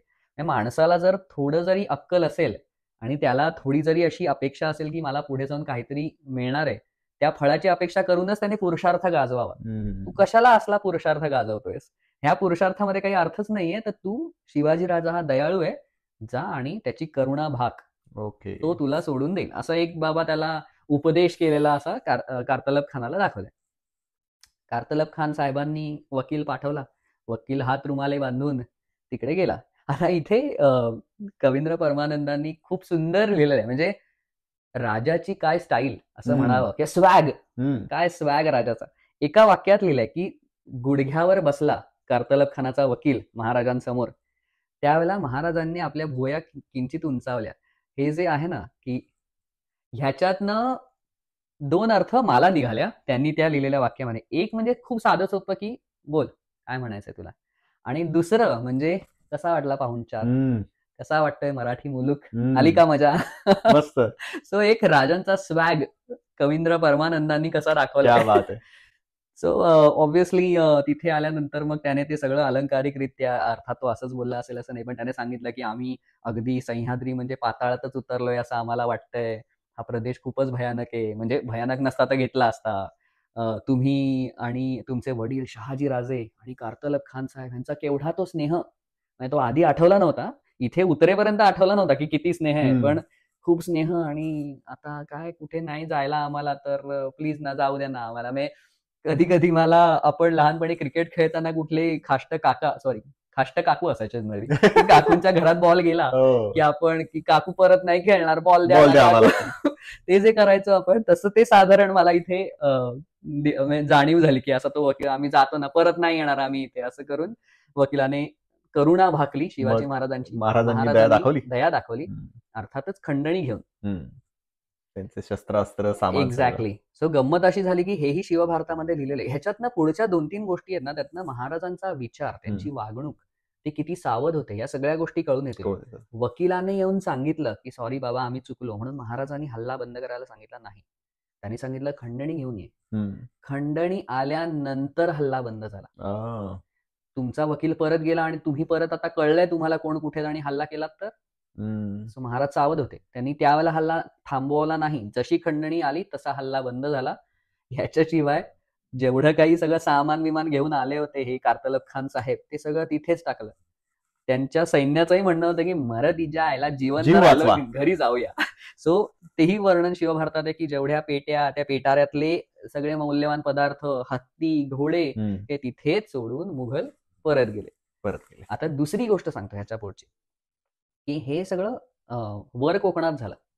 शिवाजी महाराजांच्या तोंडचं वाक्य आहे शिवभारतामध्ये ह्याच्या आधीच, की कुठल्याही माणसाला जर सैन्य बाळगायचं असेल तर तो सैन्य बाळगण्यासाठी माणसाकडे हवा पैसा. माझा पन्हाळगड, आता त्यांनी जसं हे 2 आघाड्यांवरती युद्ध होताना दिसतंय तसं शिवाजी महाराजांनी पन्हाळगड आदिलशहाला देऊन टाकला. सिद्धीचोर म्हणजे शिवाजी महाराज निसटले तरी सिद्धीचोर तिकडे वेढा देऊन होता. तर तिथे त्र्यंबक भास्कर म्हणून जे होते सांभाळत जे होते शिवाजी महाराज निघाल्यानंतर, त्यांना महाराजांनी आज्ञा केली की तुम्ही पन्हाळगड द्या आणि तुम्ही निघून या, आम्हाला माणसांची गरज आहे. आणि आदिलशहाशी एक प्रकारे तह करून टाकला की म्हणजे त्या फळीवरचं युद्ध थांबलं. आता I can focus only on Mughals, हा विचार करून शिवाजी महाराजांनी ते युद्ध बंद केलं. पण मला जे युद्ध करायचं तर मला सैन्य हवं, सैन्य हवं तर मला पैसा हवा. तर पैसा मिळवण्यासाठी महाराजांनी पैशाची खूप सुंदर आणि अतिशय उत्तम भाषेमध्ये शिवाजी महाराजांनी महती सांगितलेली आहे शिवभारतामध्ये, की तुझ्याकडे पैसा असेल तर तू तुझं शील, धर्म, तुझा समाज ह्या सगळ्याचं रक्षण करू शकतो. तू विद्या मिळवू शकतोस, तुझ्याकडे सैन्य असू शकतं. ह्या सगळ्यासाठी तुला पैसा गरजेचाच आहे. पैशासाठी वाटेल ते करणं जरी गरजेचं नसलं तरी पैसा असल्यानंतर तू धाडसी होऊ शकतोस, तू पराक्रमी होऊ शकतोस. ह्या प्रकाराने योग्य शब्दात, अवास्तव न करता योग्य शब्दात पैशाचं महत्व शिवाजी महाराजांनी मांडलेलं आहे. आणि मग ह्याच्यानुसार शिवाजी महाराजांनी पुढे तळ कोकणात पैसे कमवणं यासाठी आदिलशाहीचा मुलूक घ्यायचा आहे. कारण तळ कोकणामध्ये आदिलशाहीचं राज्य होतं त्यावेळेला. तर ते कसं मिळवता येईल ह्याच्यासाठी शिवाजी महाराज वर कोकणातनं तळ कोकणात जाणार. वर कोकण म्हणजे उत्तर, तळ कोकण म्हणजे दक्षिण. शिवाजी महाराजांना आता हे मुघलांना हरवलं, कारतलब खान सपशेल नाक मुठीत धरून गेला, पण म्हणून पुन्हा शिवभारतातलं महत्वाचं वाक्य, नेतोजी पालकराला शिवाजी महाराज म्हणतात हे मुघल आहेत, हे पराक्रमी आहेत, आपल्या शत्रूला अंडर एस्टिमेट नाही केलं, हे पराक्रमी आहेत, तू लक्ष ठेवायला इथेच थांब, ते परत येऊ शकतील, ते परत येऊ शकतील. सो महाराजांनी तिथेच ठेवलं नेतोजी पालकरांना आणि स्वतः तळ कोकणात उतरले. सो ह्यातनं दिसून येतं की वेगळ्या शिवाजी महाराज की जिंकलो, अरे कसे फजिती झाली त्यांची, पुढे फजिती अजून शाहिस्तेखानची व्हायची, पण त्याच्या आधी ही फजिती झाली म्हणून महाराज खुश झाले नाहीत. त्यांनी रिअलिस्टिकली हे सगळं पाहिलं. अशा काही घटनेनी तुम्हाला महाराजांच्या ते ऍडमिनिस्ट्रेटिव्ह स्किल्स, शासकीय, की त्याची दूरदृष्टी असू देत किंवा सैन्याची व्यवस्थित योजना मांडणी, किती किती गोष्टी शिकायला मिळतात ना आपल्याला. मायन्यूट डिटेल्स आहेत सगळे ते महाराजांनी केले. आणि मग ह्याच्यानंतर शिवाजी महाराज तळ कोकणात उतरले. ती खूप मोठी मोहीम आहे, आपल्याला त्याच्यावरती आता सुमारे किती महिने हे सगळं चालू होतं? जानेवारी 1661 कारतलब खानाची ही मोहीम झाली. महाराज पुढे एप्रिल मे पर्यंत तळ कोकणातच होते. अराउंड जूनच्या जवळ ते पावसाळा जसा चालू होतो त्यावेळेला ते पुन्हा एकदा राजगडावरती पोहोचले. सो ही 4-5 महिन्यांची पूर्ण मोहीम असेल. ह्याच्यामध्ये महाराजांनी दाभोळ, दार्भलेश्वर आणि राजापूर पर्यंत, म्हणजे हेनरी रेविंग्टन ज्याने तोफा डागल्या ते महाराज विसरले नव्हते, तिकडे जाऊन त्यांना अटक करून घेऊन आले. आणि त्याच्याशिवाय महाराजांनी तिकडे सगळे महाराजांनी बरीच लूट मिळवली, खंडणी मिळवली. राजापूरमध्ये गेल्यानंतर शिवाजी महाराजांनी राजापूरच्या बाहेर थांबले आणि त्यांनी राजापूरमधल्या सावकारांना सांगितलं की मला एवढी एवढी खंडणी हवी. ती खंडणी सावकारांनी आणून दिली, महाराज निघून गेले. हे सेम गोष्ट महाराजांनी सुरतेला केलेली. सुरतेच्या बाहेर महाराज थांबले आणि सुरतेच्या सगळ्या लोकांना सांगितलं की ही खंडणी मला द्या, मी इथून जातो. ती दिली नाही म्हणून महाराजांना लूट करावी. बरोबर. सो ही गोष्ट फार कमी लोकांना माहिती असते. पण ओव्हरऑल ही मोहीम महाराजांची खूप सक्सेसफुल झाली आणि महाराज हे सगळं करून राजगडाला परत आले, सगळी ही खंडणी आणि सगळा पैसा मिळवून. हे कालावधी जर पाहिला की शास्ताखान पुण्यामध्ये डेरा टाकून सगळे ते बसलेत, हो, इथे साईडला ही छोटी मोठी युद्ध चालू आहेत, कुठे एक ठिकाणी यांना विजय मिळाला, कोकणात महाराजांना विजय मिळाला. आता हा जो कालखंड आहे तो किती मोठा आहे आणि याच्यात काय काय घडतंय बघ ना. म्हणजे 1669 मेला पुण्याला शाहिस्ते खान पोहोचला. आता आपण म्हणतोय 1661 मे, म्हणजे जवळजवळ 1 वर्ष झालं. आणि तेवढ्या कालावधीत झालेल्या या सगळ्या घटना आहेत. आणि आता याच्या पुढे शिवाजी महाराजांनी जे आहे ही त्यांची स्वतःची एक वेगळी नीती वापरली. म्हणजे युद्धनीती म्हणायचंय का तुला? युद्धनीती वापरली. आता युद्धनीती ही 2 प्रकारांनी वापरता येते अशा प्रकरणांमध्ये. एक म्हणजे ती असते ज्याच्यामध्ये तुझ्याकडे असते स्ट्रॅटेजी ऑफ अनायलेशन. अनायलेशन. दुसरी असते स्ट्रॅटेजी ऑफ ॲट्रिशन. आता या दोन्हीचे अर्थ पण सांगतो. अनायलेशन ह्याचा अर्थ सर्वनाश असं होतं. स्ट्रॅटेजी ऑफ अनायलेशन म्हणजे काय, तर त्याच्यामध्ये तू हेड ऑन फाईट करतोस, समोरासमोर शत्रू सैन्याशी युद्ध करतोस आणि त्याला कापून काढतोस. बरोबर. हे त्याच्यानुसार जे नाव आहे त्याच्यानुसार ही स्ट्रॅटेजी झाली. आता शिवाजी महाराजांचं सैन्य आणि शाहिस्तेखानाचं सैन्य पाहता, शिवाजी महाराजांना हा मार्ग अवलंबता येणारच नव्हता. कारण हेड ऑन सैन्य तेवढं मोठं नव्हतं. खूपच लाखांच्या वरती शाहिस्तेखानाची फौज होती. तिथे शिवाजी महाराज ही स्ट्रॅटेजी ऑफ अनायलेशन वापरूच शकत नव्हते. दुसरी येते स्ट्रॅटेजी ऑफ ॲट्रिशन. ॲट्रिशनचा शब्दशः अर्थ आजकालच्या काळामध्ये जॉब्स जातात त्याच्यामध्ये आपल्याला ॲट्रिशन, किंवा जॉब सोडतात त्याच्यामध्ये ॲट्रिशन, म्हणजे किती लोक सोडून जात आहेत त्याला ॲट्रिशनच्या दृष्टीने म्हणतो. पण ॲट्रिशनचा दुसरा एक अर्थ होतो की त्रास देऊन, छळ देऊन एखादी गोष्ट करणं. तर हे स्ट्रॅटेजी ऑफ ॲट्रिशन काय आहे, तर तुला सतत थोड्या वेळाने मी थोडं थोडं युद्ध करत राहीन आणि तुला शांत बसू देणार नाही. तू तुझ्या मस्तीमध्ये, मजेमध्ये, आरामात राहतोयस पुण्यामध्ये, पण मी तुला सारखा इतका छळ देईन या फ्रंटवर, त्या फ्रंटवर आणि वेगवेगळ्या अशा फ्रंटवर, की अखेर तू कंटाळशील आणि मग तू माझे पॉलिटिकल गोल्स किंवा माझे ओव्हरऑल युद्धाचे गोल्स काय आहेत ते अटेंड करायला माझ्या जवळ येशील. सो ह्या पद्धतीने, दुसऱ्या पद्धतीने शिवाजी महाराजांनी हे युद्ध करायला सुरुवात केली. म्हणजे आपल्याला काही उदाहरणं दिसून येतात. सो जेधे शकावलीमध्ये असा उल्लेख आहे की 1662, म्हणजे आता जवळजवळ आपण परत 6 महिने थोडे पुढे गेलो. जानेवारी 1662 मध्ये देयरी नावाचा किल्ला आहे. त्या किल्ल्याला बुलाखी नावाचा एक मुघलांचा सरदार होता, तो वेढा देऊन बसला होता. आणि यावेळेला कावजी कोंढाळकर, काही लोक बघ गोंधळ करतात, संभाजी कावजी कोंढाळकर असं त्यांचं नाव पूर्ण सांगतात. तर हे संभाजी कावजी आणि कावजी कोंढाळकर हे 2 वेगळे व्यक्ती आहेत. तर कावजी कोंढाळकरांनी हल्ला केला आणि हा पूर्ण वेढा तोडून टाकला, 400 लोक मारली, असा जेधे शकावलीमध्ये उल्लेख आहे. म्हणजे बघितलंस तर तुझा एक बेत हाणून पाडलाय, की बुलाखी नावाचा तुझा सरदार तर वेढा देऊन बसलाय, पण त्याला तिथे त्याचा पराभव तर केलाच, त्याला वेढा उठवायला लावलाच, प्लस त्याची 400 माणसंही मारली.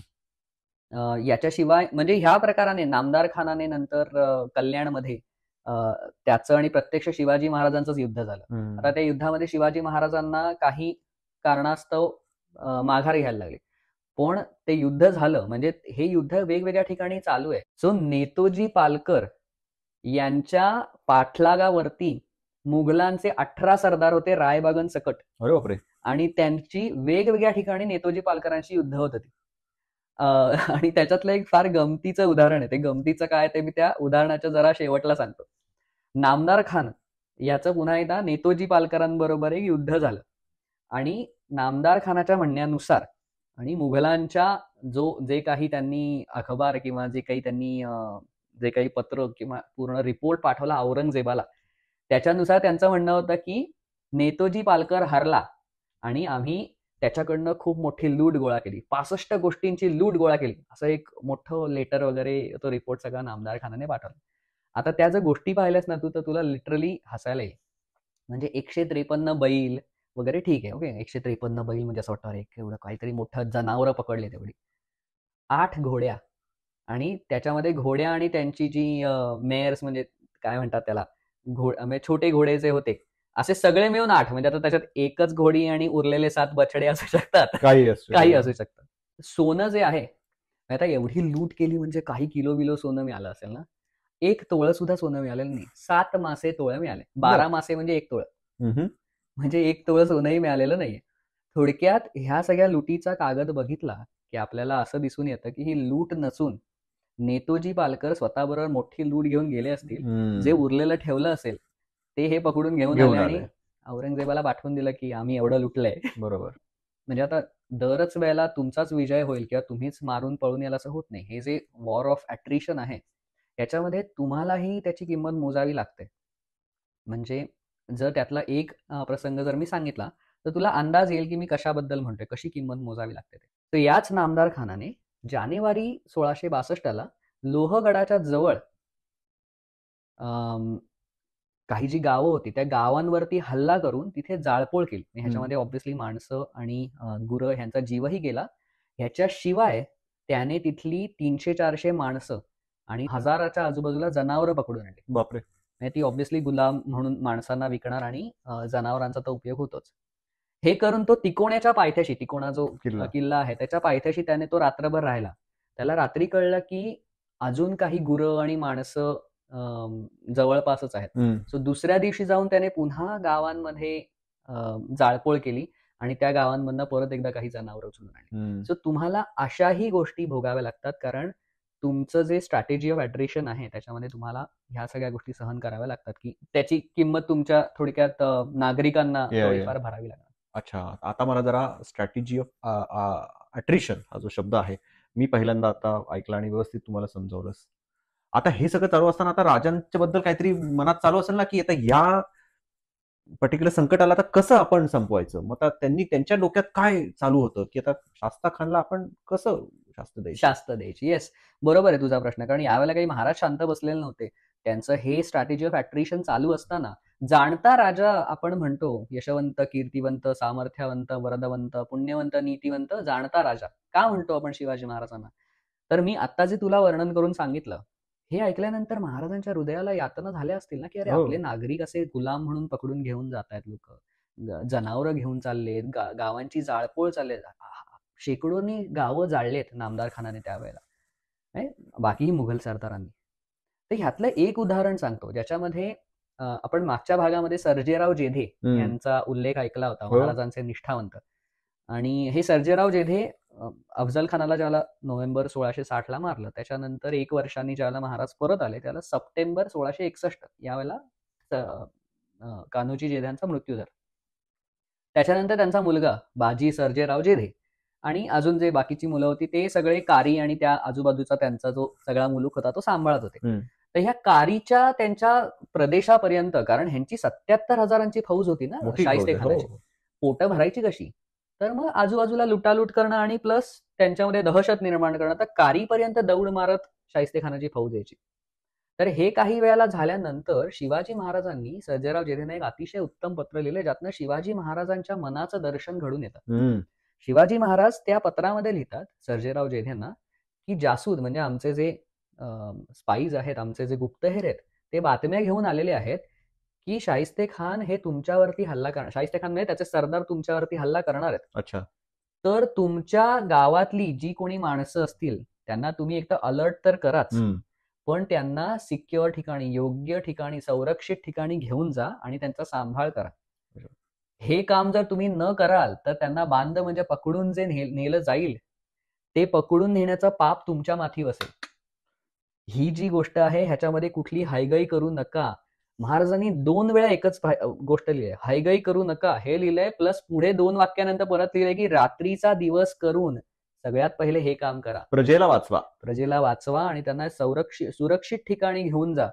ह्याच्यानंतर शेवटचं वाक्य महाराज सांगतात की तुम्हीही हुशार असणे, म्हणजे तुम्ही पण काळजी घ्या स्वतःची, सावध असा. महाराजच स्वतः सांगताय जिथे कुठे युद्धाला तोंड फुटेल तिथून पळून जा.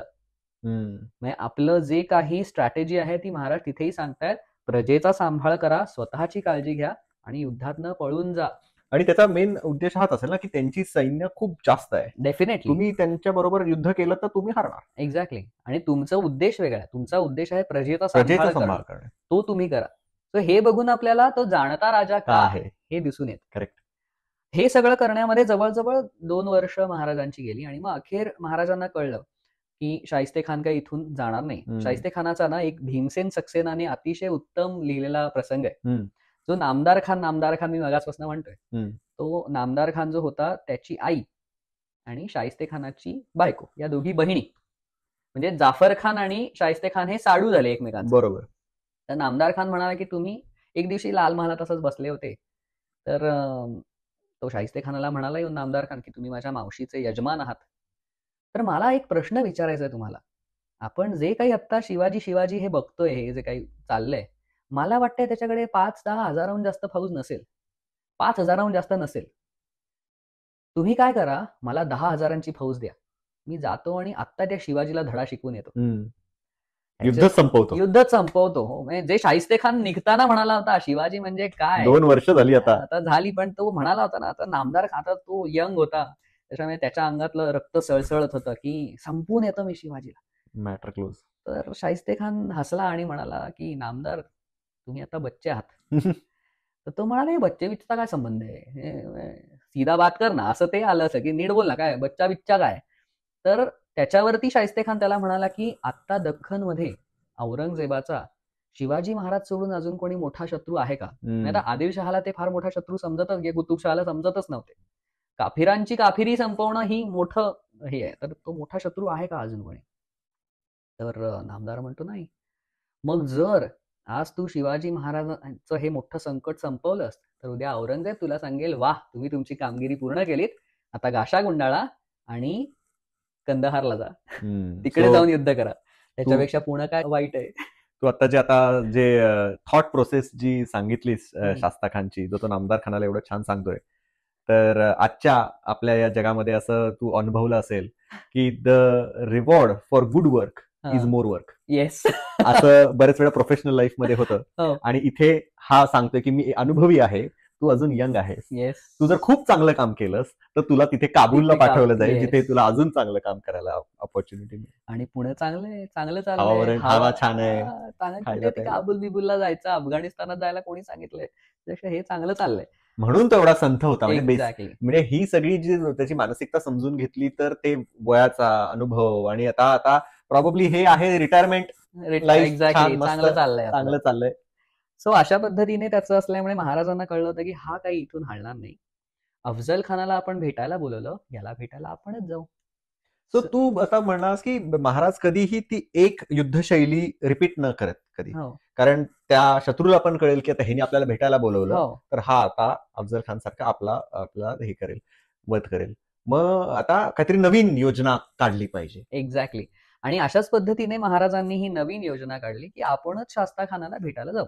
आता हे ऐकल्यानंतर खूप धडाडीचं, धाडसाचं असं वाटतं आणि तेवढं धाडस शिवाजी महाराजांमध्ये होतं. ते कसं तेही आपण या व्हिडिओच्या शेवटच्या भागाला आपण आलो आहोत, त्याच्यामध्ये बघूयाच. तर शिवाजी महाराजांनी सगळा प्लॅन व्यवस्थित केला. आता त्या प्लॅनचे अगदी एकूण एक डिटेल्स आपल्याला मिळणार नाहीत की ते कसं प्लॅन केलं होतं ते. पण आपण ऍक्च्युअल जे शाहिस्ते खानाला मारण्यासाठी शिवाजी महाराज जे पुण्यात गेले, तो जो अख्खा प्रसंग आहे तो 2 साधनांमध्ये बघूया. 2 साधनांमध्ये तो चांगला दिलेला आहे. एक तर खाफी खान म्हणून औरंगजेबाच्या काळामध्ये त्यांचा एक इतिहासकार होता. त्याने हा प्रसंग अतिशय चांगला लिहिलेला आहे. म्हणजे एक मुघलांकडचा पर्स्पेक्टिव्ह आपल्याला कळेल. आणि दुसरा सभासद बखर आहे. तर अशा 2 म्हणजे या 2 ऐतिहासिक साधनांमधनं हा कसा दिसून येतो ते बघूया. दोन्ही बाजूनी आणि मुघलांच्या बाजूनी. आता आपल्याला एक गोष्ट कळून येईल की दरवेळेला शाहिस्ते खानाची बोटं छाटणं म्हटलं की आपल्याला दिसतं की शिवाजी महाराजांनी कोणाचं तरी लग्न काढलं, वऱ्हाड काढलं. तर ही गोष्ट खाफी खानाकडनं आलेली. खाफी खान म्हणतो की शिवाजी महाराजांनी कुठल्या तरी माणसांना सांगितलं की आपल्याच कोणत्या तरी माणसाचं लग्न काढलं आणि मग 200 परवाने मिळवले. आता तुम्हाला जर त्या प्रदेशात जायचं असेल तर तुम्हाला परवाने लागतात, व्हिसा काइंड ऑफ, कारण तो आता फॉरेन लँड झालाय ना तुमच्यासाठी. सो 200 परवाने मिळवले. ह्याच्याच बरोबर महाराजांनी अजून काय केलं, तर काही मराठी लोकांना पकडून आणले असं दाखवलं. त्यांचे हात बांधलेले होते आणि हे युद्ध कैदी आहेत, ह्यांना आम्ही घेऊन चाललोय असं सांगितलं. बरोबर. आता पुण्याच्या आत शिरल्यानंतर सभासद बखर म्हणते की विचारलं लोकांनी की कोण आहात तुम्ही, कुठून आलात? त्याच्यावरती शिवाजी महाराजांचे जे लोक होते त्यांनी उत्तर दिलं की आम्ही कटकातील लोक आहोत. कटक म्हणजे जुन्या मराठीनुसार सैन्यातले लोक आहोत. आम्ही राऊंडिंगसाठी गेलो होतो, म्हणजे ज्याला आपण गस्त घालायला गेलो, पेट्रोलिंगसाठी गेलो होतो आणि तिथून आम्ही परत येतोय असं त्याच्यामध्ये त्यांनी सांगितलं. अजून एक गोष्ट, ही गोष्ट शिवाजी महाराजांनी रमादानच्या महिन्यात, त्याला रमजान म्हणतात भारतामध्ये, त्या महिन्यात घेतली होती. का? कारण दिवसभर मुसलमान काहीच जेवत नाही, रोजे असतात, उपास असतात.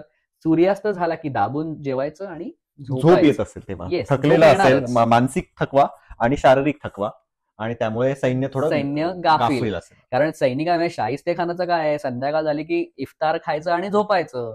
ह्यांना इथे मरायचंय ना, काम करायचंय, त्यांना रोजेही करायचे आणि जागरणही करायचं, म्हणजे सो कॉल्ड जागरण. आता कितपत करत असतील ते देवाला आणि त्या सैनिकांनाच ठाऊक. बरोबर. सो हा काळ महाराजांनी मुद्दाम निवडलेला होता. कसं ना, प्लॅनिंग हे जे एक महाराजांच्या आयुष्यात आग्राची सुटका असू देत, अफजल खान वध असू देत किंवा शास्ता खान, तर ह्याच्या प्रत्येक ह्याच्यामध्ये प्लॅनिंग किती थरो प्लॅनिंग केलंय खरंच.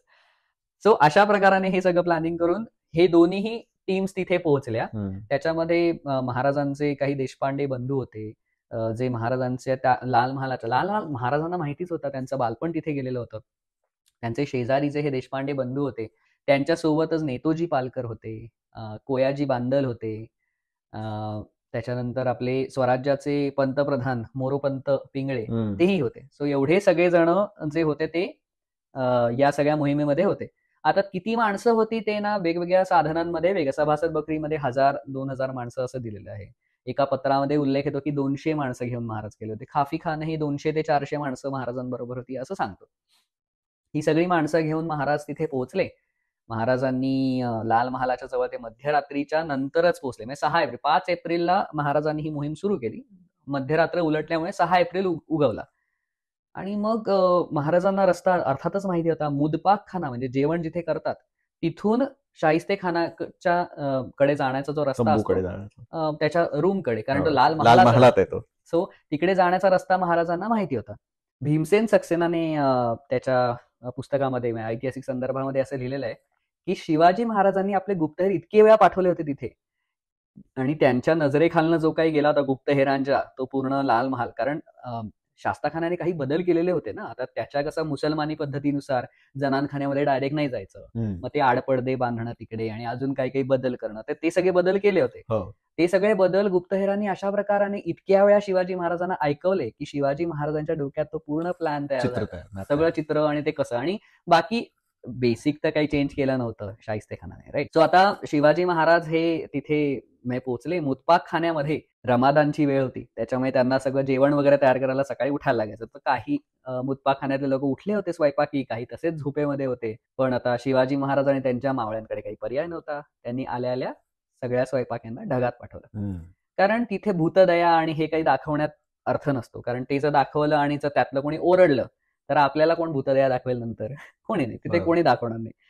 त्याच्यानंतर मग महाराजांनी आणि त्यांच्या सरदारांनी सगळ्यांनी ते तिथली जी भिंत होती, कारण कसं होतं की ती जसं मी म्हटलं बदल केले होते, त्याच्यानुसार मुतपाक खान्यातनं एक दिंडी दरवाजा होता आणि तिथून शाहिस्तेखानाच्या इकडे जायचा रस्ता होता, पण त्याच्यामध्ये जनानखाना पण होता. म्हणून तो जो रस्ता होता तो तात्पुरती भिंत मातीची आणि विटांची घालून बंद केलेला होता. तर मग तोच सगळ्यात सोपा मार्ग होता शाहिस्तेखानाकडे जायचा. म्हणून मग शिवाजी महाराजांनी त्यांच्या मावळ्यांनी ते तोडायला सुरुवात केली. आता ते तोडताना झाला आवाज. मग खाफी खान म्हणतो की तिथे जी जवळ झोपलेली दासी होती त्या बाजूला, आतल्या बाजूला, म्हणजे तिला ते आवाज आले आणि तिला काहीतरी संशय आला मनात. ती धावत गेली शाहिस्तेखानाकडे. आता ते रात्रीची वेळ आहे, आता हे सगळं करेपर्यंत 1-1.5 तास तरी झाला असेल, म्हणजे 1.5-2 वगैरे वाजले असतील. मग तो असा त्रासलेला असतो ना, आपण झोपेतनं उठवलं कोणतरी, एक तर आत्ताच चायला तो इफ्तार खाऊन झोपलोय, परत सकाळी उठून जेवायचंच आहे, ती सगळी चिडचिड आणि ते सगळं झाल्यामुळे शाहिस्तेखान म्हणाला की अरे कोण असणार आहे यार, मुतपाक खान्यामध्ये उंदीर असतील, नाही तर मुतपाक खान्यामध्ये आता उठले असतील लोक, ते जेवण करत असतील, अजून कोण आवाज करणार आहे? आणि त्यात निकोलाय मनुची जो मगाशी मी म्हटलं, तो म्हणतो की खान नशेत पण होता. आता खरं खोटं देवाला, म्हणजे निकोलाय मनुची किंवा शास्ताखानालाच ठाऊक. असं सगळं झाल्यानंतर शाहिस्तेखान तिला असं कन्व्हिन्स करून हाकलणार, तेवढ्यात दुसरी दासी आली. ती म्हणाली आवाज येतोय आणि कोणतरी माणसं येत आहेत. असं म्हणेपर्यंत तिसरे डायरेक्ट मावळेच आले. आणि मग शाहिस्तेखानाला कळलं काहीतरी गडबड आहे. मग त्याने लगेच हातात एक बर्ची भाला घेतला आणि धनुष्यबाण घेतला आणि तो लढायला सुरुवात करणार. त्यावेळेला 2 मावळे जवळच्या हौदात पडले आणि अजून एका मावळ्याला शाहिस्तेखानाने बर्चीने ढकललं आणि तोपर्यंत अजून एका मावळ्याने शास्ताखानावरती जो वार केला त्याने त्याला जखम झाली. आता हे सगळं होईपर्यंत शाहिस्तेखानाचा मुलगा अबुल फतेह तो नुकताच आला होता, म्हणजे तो जवळजवळ मरायलाच आला होता तिथे, 1 दिवसापूर्वी का काहीतरी असा आला होता. त्याला कळलं काहीतरी गोंधळ चालू आहे, म्हणून तो आला बापाची मदत करायला. शूर असं खाफी खानाने, शूर मुलगा बापाचं रक्षण करायला वगैरे आला आणि मावळ्यांनी त्याला ढगात पाठवलं. कारण हळूहळू काय, एक तर रात्रीची वेळ, आतमध्ये कोण पुरुष आहेत ते सगळे शाहिस्तेखान असतील असं सगळं डोक्यात चाललं होतं. आणि तोपर्यंत ह्या मावळ्यांना जरी तो शाहिस्तेखान दिसला असला तरी दुसऱ्या मावळ्यांना थोडी कळतंय की तिकडे कोणीतरी शाहिस्तेखान आहे. त्याच्यामुळे जो दिसेल त्याला मारायचं, त्याला कापा. त्याच्यामुळे अबुल फतेहचं रामनाम सत्य झालं. तोपर्यंत शाहिस्तेखानाला त्याच्या ज्या दास्या होत्या, खाफी खान म्हणतो की दास्या त्याला हाताला धरून शाहिस्तेखानाला जनानखान्यात घेऊन गेल्या. आता त्याच्या मागे सरळ सोपं कारण होतं की त्यावेळेला असा समज होता की शिवाजी महाराज आणि त्यांचे मावळे जे आहेत ते कधी महिलांवरती हात उगारत नाहीत, आणि हा विचार करून ते जनानखान्यात घेऊन जाणं त्यांचं अगदी सहज शक्य होतं त्यांना, आणि तेच त्यांना योग्य पण वाटलं त्यावेळेला. याच्याबरोबर सभासद बखर म्हणते शाहिस्तेखानाच्या ज्या बायका होत्या त्यांना कळलं की शाहिस्तेखानावरती काहीतरी संकट आहे बाबा. एक तर आपला मुलगा पण मेलाय आणि हे दिसेल त्याला मारतायत. त्याच्यामुळे त्यांनी समाधान म्हणजे दिवे विझवून टाकले. आता अंधारात अजूनच काही कळायला मार्ग नाही. समोरनं माणसं येतायत. आता माणसं येतायत त्या बायका आहेत, ते खोजे आहेत, का ते पुरुष आहेत, हे काहीच कळायला मार्ग नाही. त्याच्यामुळे अंधारामध्ये मावळ्यांनी तलवारी चालवायला सुरुवात केली. कारण तुमच्यासमोर 2च ऑप्शन आहेत. एक म्हणजे उदार मतवाद दाखवायचा, की अरे समोरनं आलेली कदाचित बाई असेल, तिला कसं मारू मी वगैरे, वगैरे आणि स्वतः मारायचा जर तो पुरुष असेल तर. किंवा तुम्ही जिवंत राहा आणि पुढे जाऊन इतिहास लिहा. मावळ्यांनी आणि शिवाजी महाराजांनी सेकंड ऑप्शन चूज केला. कारण नंतर आपल्याला ते ऐतिहासिक साधनांमधनं वाचल्यानंतर कळतं, ह्या सगळ्या तलवारबाजीमध्ये खानाच्या एका बायकोचे इतके तुकडे झाले, की तिला भरून दफन करायला नेलं. इतके तुकडे झाले. आणि ऑन द अदर साइड त्याच्या अजून एका बायकोवरती 40 वार झाले आणि ती जिवंत राहिली. सो असं पण होतं. आणि मग त्याच्यानंतर शिवाजी महाराजही शाहिस्तेखानाला शोधतच होते. सभासद बखर आता पुढे असं म्हणते, की अंधारात शिवाजी महाराजांना दिसलं, की शाहिस्तेखान जो जनानखान्यात लपला होता बायकांबरोबर, तो हळूहळू हात पुढे करून तलवार घ्यायच्याकडे त्याचा हात चालला होता. आणि मग त्याच्यामध्ये शिवाजी महाराजांना दिसल्यानंतर त्यांनी लगेच त्याच्यावरती हल्ला करायला गेले. त्यांनी अंधारातच तलवार चालवली. ती तलवार वर्मी बसली असावी असं महाराजांचा समज झाला. कारण तलवार मारली आणि त्याला काहीतरी लागलं, की कळतं तलवार चालवणाऱ्या माणसाला. त्याच्यानुसार महाराजांची धारणा होती, की वार लागला शास्ताखानाला. बायकांनी लगेच धाय मोकलून रडायला सुरुवात केली. त्याच्यामुळे शिवाजी महाराजांना असं वाटलं, की खान मेला. आपली योजना सक्सेसफुल झाली. शिवाजी महाराजांनी तिथून एक्झिट प्लॅनही चांगला बनवलेला होता. शिवाजी महाराजांनी नगारखान्यामध्ये जाऊन लोकांना जबरदस्ती नगारे वाजवायला सांगितले होते. म्हणजे त्यांची माणसं महाराजांची नेमलेली होती. ती माणसं गेली, त्यांनी तिकडे नगारखान्यातल्या लोकांना नगारे वाजवायला लावले. ह्याच्याने वाजण्याने काय होतं, एक तर रात्र आहे, त्यात कोणीतरी आलाय, त्याचा कोलाहल आणि आरडाओरडा चालू आहे, त्यात नगारे वाजतायत.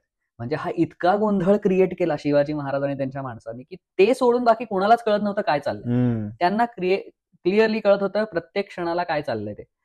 ह्या सगळ्या केऑसमध्ये शाहिस्तेखानाच्या शेजारीच त्याचा एक सरदार राहायचा. तो दरवाजा उघडत नाही लाल महालाचा म्हणून भिंतीवरती शिडी लावून उडी मारून आला. तो जसा आत आला तसं बाहेरच्या लोकांना अजून आत शाहिस्तेखानाचं काय झालंय माहितच नाही. आणि हा सरदार दिसायला शाहिस्तेखानासारखा होता म्हणून खाफी खान म्हणतो ह्याला पण मारून टाकलं मावळ्यांनी. आणि मग अखेर सगळा तो गाजावाजा सगळा झाला. बाहेरनं अजून लोकांचे आवाज यायला लागले आणि मग महाराज आणि त्यांच्या सगळ्या लोकांनी दरवाजे उघडले आणि गनीम गनीम तो बघा पळतोय असं करून स्वतःच पळायला सुरुवात केली. लोकांनाही कन्फ्यूज केलं अजून आणि तिथून सुखरूपपणे ते निसटले. आता ते सुखरूपपणे निसटले त्याच्यानंतर त्यांचा जो घोडा जो नदीच्या ठिकाणी बांदल किंवा जेथे मला आता त्यांचं नाव आठवत नाहीये, ते जे कोणी घेऊन थांबले होते त्यांच्याकडनं तो घोडा महाराजांनी घेतला आणि मग ते दौडत सिंहगडाला पोहोचले. सो अशा प्रकारे त्यांचा तो एक्झिट जो होता तो त्यांनी परत केऑस मध्येच प्लॅन केलेला होता, की तो केऑस सगळा लोकांना केऑस वाटला पाहिजे, पण मला माहिती पाहिजे की मी काय करतोय, की त्याच गोंधळाचा फायदा घेऊन मी तिथून निसटेन. अच्छा. आता हे सगळं झाल्यानंतर दुसऱ्या दिवशी सकाळी शाहिस्तेखानाची बोटं तर गेली आणि ती बोटं गेल्यामुळे सगळं दुखतंय हात वगैरे, पण हकीम कसा बोलवायचा, वैद्य जो डॉक्टर असतो तर कसा बोलवायचा, डॉक्टरच्या नावाखाली अजून कोण आलं तर काय करायचं, दहशत आता दहशत. सो आता त्याला जिकडे तिकडे जळीस्थळी काष्टी पाषाणी शिवाजी महाराज दिसायला लागले. भीती वाढली मनातली. सगळा जो एकूणच जो पूर्ण माहोल होता लाल महालातला तो इतका बदलला की भीती, अचानक कोण येईल, अनसर्टन्टी सगळ्यांच्या मनात क्रिएट झाली. लाखाची फौज असून सुद्धा एक माणूस आत येतो, त्याच्यामुळे त्याला ती अजूनच भीती वाटायला लागली शाहिस्तेखानाला. आणि मग अखेर असा जो शाहिस्तेखान जो 3 वर्ष या महाराष्ट्रामध्ये वेगवेगळे प्रकारचे अत्याचार करत होता, तो आपली 3 बोटं गमावून पुढच्या 3च दिवसात हा महाराष्ट्र सोडून, भूताननी जो असा झपाटलेला महाराष्ट्र आहे मराठी भूताननी, तो सोडून निघून गेला. पुढे शास्ताखानचं काय झालं मग निघून गेल्यावर? मग मुघल बादशाहांनी काय निर्णय घेतला?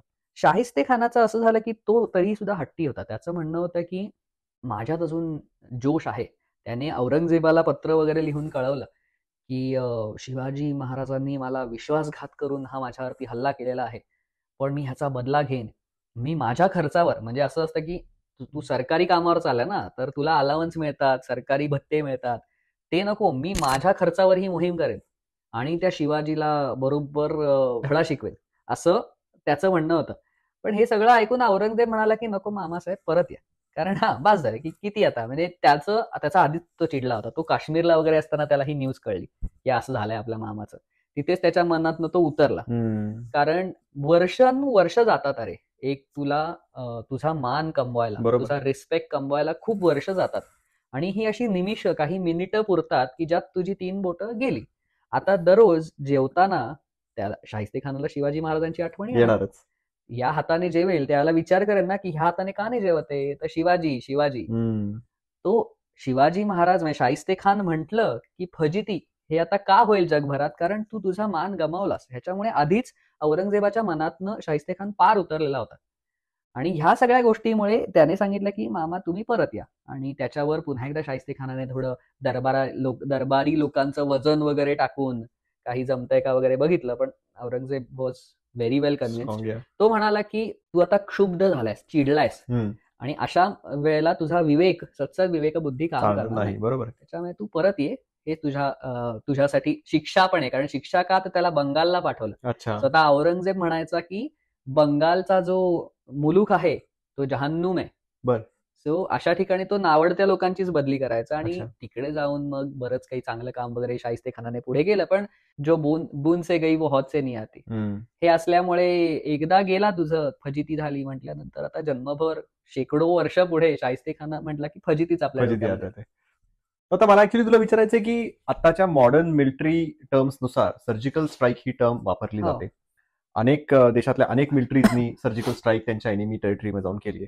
महाराजांनी हा जो युद्धनीतीचा जो वापर केलाय त्या काळात याला फर्स्ट भारतातली सर्जिकल स्ट्राईक असं म्हणणं योग्य आहे का? हो, म्हणजे सर्जिकल स्ट्राईक ह्याची समजा आपण डेफिनेशन पाहिली तर आपल्याला त्याची डेफिनेशन दिसते की जी एक मिलिटरी ऍक्शन असते ती मिलिटरी ऍक्शन गुपचूप पार पाडली जाते आणि तुम्ही लवकरात लवकर परत येता. या सगळ्या गोष्टींमध्ये शिवाजी महाराजांनी केलेली ही शाहिस्ते खानाची मोहीम अगदी चपखल बसते. त्यामुळे ह्याला फर्स्ट सर्जिकल स्ट्राईक तर डेफिनेटली म्हणता येईल. याच्याशिवाय जसं शाहिस्ते खानावरती महाराजांनी हल्ला केला असं माझ्या तरी वाचण्यात भारतामध्ये त्या काळामध्ये कोणीच केलेलं नाही. महाराजांनी जे लीडिंग फ्रॉम द फ्रंट केलंय हा एक महाराजांचा खूप महत्वाचा गुण यातनं दिसून येतो की महाराजांना वेगवेगळ्या त्यांच्या सरदारांनाही पाठवता आलं असतं ना. रिस्क कशाला घ्यायची? आजकाल खूप लोक म्हणतात सुद्धा, खूप लोक तर्क करतात की असं कसं यार, म्हणजे शिवाजी महाराज एवढे सावध म्हटले जातात ते असं कसं करतील की कोणाला तरी पाठवलं. पण महाराजांनी ती रिस्क घेतली आणि ती यथार्थपणे पारही पाडून दाखवली. आणि असं असल्यामुळे आणि स्वतः महाराजांनी एका पत्रामध्ये त्याचा उल्लेख केलेला आहे की मी शाहिस्ते खानाला कशी शास्त केली. तर ते जिथे महाराज म्हणतात की मी हे केलं तिथे ऐकून सोडून द्यावं माणसाने की आपले तर्क आणि ते कसे होते काय होते हा विचार आपण करू नये. बरोबर. पण सर्जिकल स्ट्राईक आणि पहिला सर्जिकल स्ट्राईक डेफिनेटली म्हणता येईल हे मला ह्याच्या पूर्ण प्रसंगावरनं आणि त्याची डेफिनेशन जी आहे त्याच्यावरनं वाटतं.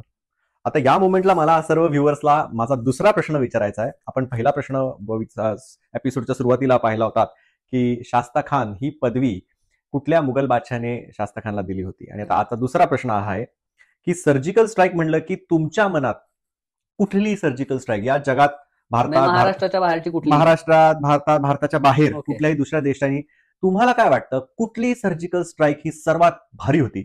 आणि त्याचं थोडक्यात वर्णन जर तुम्ही कमेंट्स मध्ये टाकलेत तर जे पहिलं प्रश्न आणि दुसऱ्या प्रश्नाचं जे सर्वात चांगलं उत्तर असेल अशा 2 भाग्यवान विजेत्यांना हिस्ट्री ऑफ द मराठास तर्फे शिवाजी महाराजांचं शिवछत्रपतींचे आरमार हे गजानन मेहेंदळे सरांनी लिहिलेलं जे पुस्तक आहे ते भेट म्हणून दिलं जाईल. येस, म्हणजे आम्ही ससंदर्भ इतिहास सांगतोच आहोत. तुम्ही वाचावा आणि अजून लोकांना सांगावा ह्याच्यासाठी हे पुस्तक देणार आहे. मस्त, खूपच छान. तो आता ह्या सगळ्या ह्याच्यातनं आपल्याला काय महाराजांचे कुठले गुण? अरे नक्कीच, कारण हे महत्वाचं आहे ना. आपण दरवेळेला सांगतो की महाराजांचे कुठले गुण. आपण थोडक्यातच बोलूया त्याच्याबद्दल, कारण बाकी बरेच गुण महाराजांचे आधीच्याही काही पराक्रमांमधनं सांगून झाले. प्लॅनिंग हा गुण तर अगदी स्पष्टपणे दिसून येतो, कारण महाराजांनी अफझल खान वधाच्या वेळेला जसं प्लॅनिंग केलं होतं तसंच किंवा त्याहून अधिक चांगल्या पद्धतीने हे प्लॅनिंग केलं होतं. कारण महाराज लाखांच्या फौजेत घुसणार होते काहीशे मावळ्यांना घेऊन आणि त्यातून बाहेरही पडायचं होतं. सो हे सगळं गुपचूप करायचं काम असल्यामुळे प्लॅनिंग महाराजांनी ह्या बाबतीमध्ये अतिशय चपखल केलं होतं, यात काही वादच नाही. लीडिंग फ्रॉम द फ्रंट हे जसं मी मगाशी म्हटलं की महाराजांनी धडाडी दाखवली, धाडस दाखवलं आणि त्यांनी स्वतः पुढे होऊन ही रिस्क घेतली. आणि ते जे त्यांनी स्वतःचं एक उदाहरण सेट केलं याच्यामुळे पुढे जाऊन तान्हाजी मालुसरे बनतात, त्याच्यामुळे पुढे जाऊन बाजी प्रभू देशपांडे बनतात, की जे म्हणतात की जर माझा राजा हे करतोय तर मी का नाही? बरोबर. मी का नाही प्रयत्न करू शकत? आणि त्या राजासाठी जो त्याचे प्राण धोक्यात घालतोय ह्या सगळ्या रयतेसाठी, त्याच्यासाठी मी पण माझे प्राण धोक्यात घालेन आणि असा काहीतरी पराक्रम करून दाखवेन. बरोबर.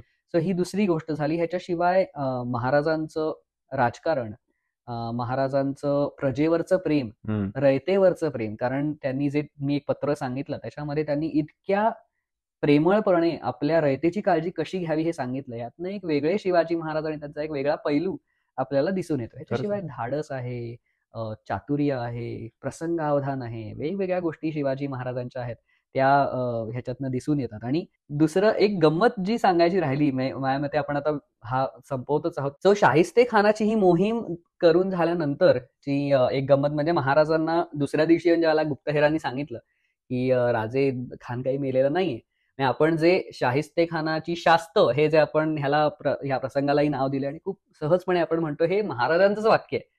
तो सभासद बखरीतला उल्लेख आहे की ज्या वेळेला महाराजांना हे सांगण्यात आलं की शाहिस्ते खान काही मेलेला नाहीये, त्यावेळेला महाराज म्हणाले की शाहिस्ते खानास शास्त केली आणि त्याला दिलेलं नाव जे आहे ते मी आज यथार्थ करून दाखवलं. वा वा वा, क्या बात आहे. खरंच. सो शास्ता खानातला शास्त असं ते त्यामुळे झालं. तसे म्हणजे आता हेही चातुर्य हा अजून एक गुण महाराजांचा, किंवा काय म्हणतात सेन्स ऑफ ह्युमर पण म्हणता येईल. Sense of humour. Yes, I was missing the word. तो महाराजांचा. नाही, खरंच रे. आता तू ह्या सगळ्या गोष्टींनी एक तर मला खूप नवीन गोष्टी समजल्या या पूर्ण आजच्या गप्पांमध्ये, आणि आय एम शुअर व्ह्युअर्सला पण हा एपिसोड आवडला असेल. ही आम्हाला काय घडलं, शास्ता खान शास्त कशी झाली हे सांगल्याबद्दल खूप खूप धन्यवाद. थँक्यू. धन्यवाद. धन्यवाद.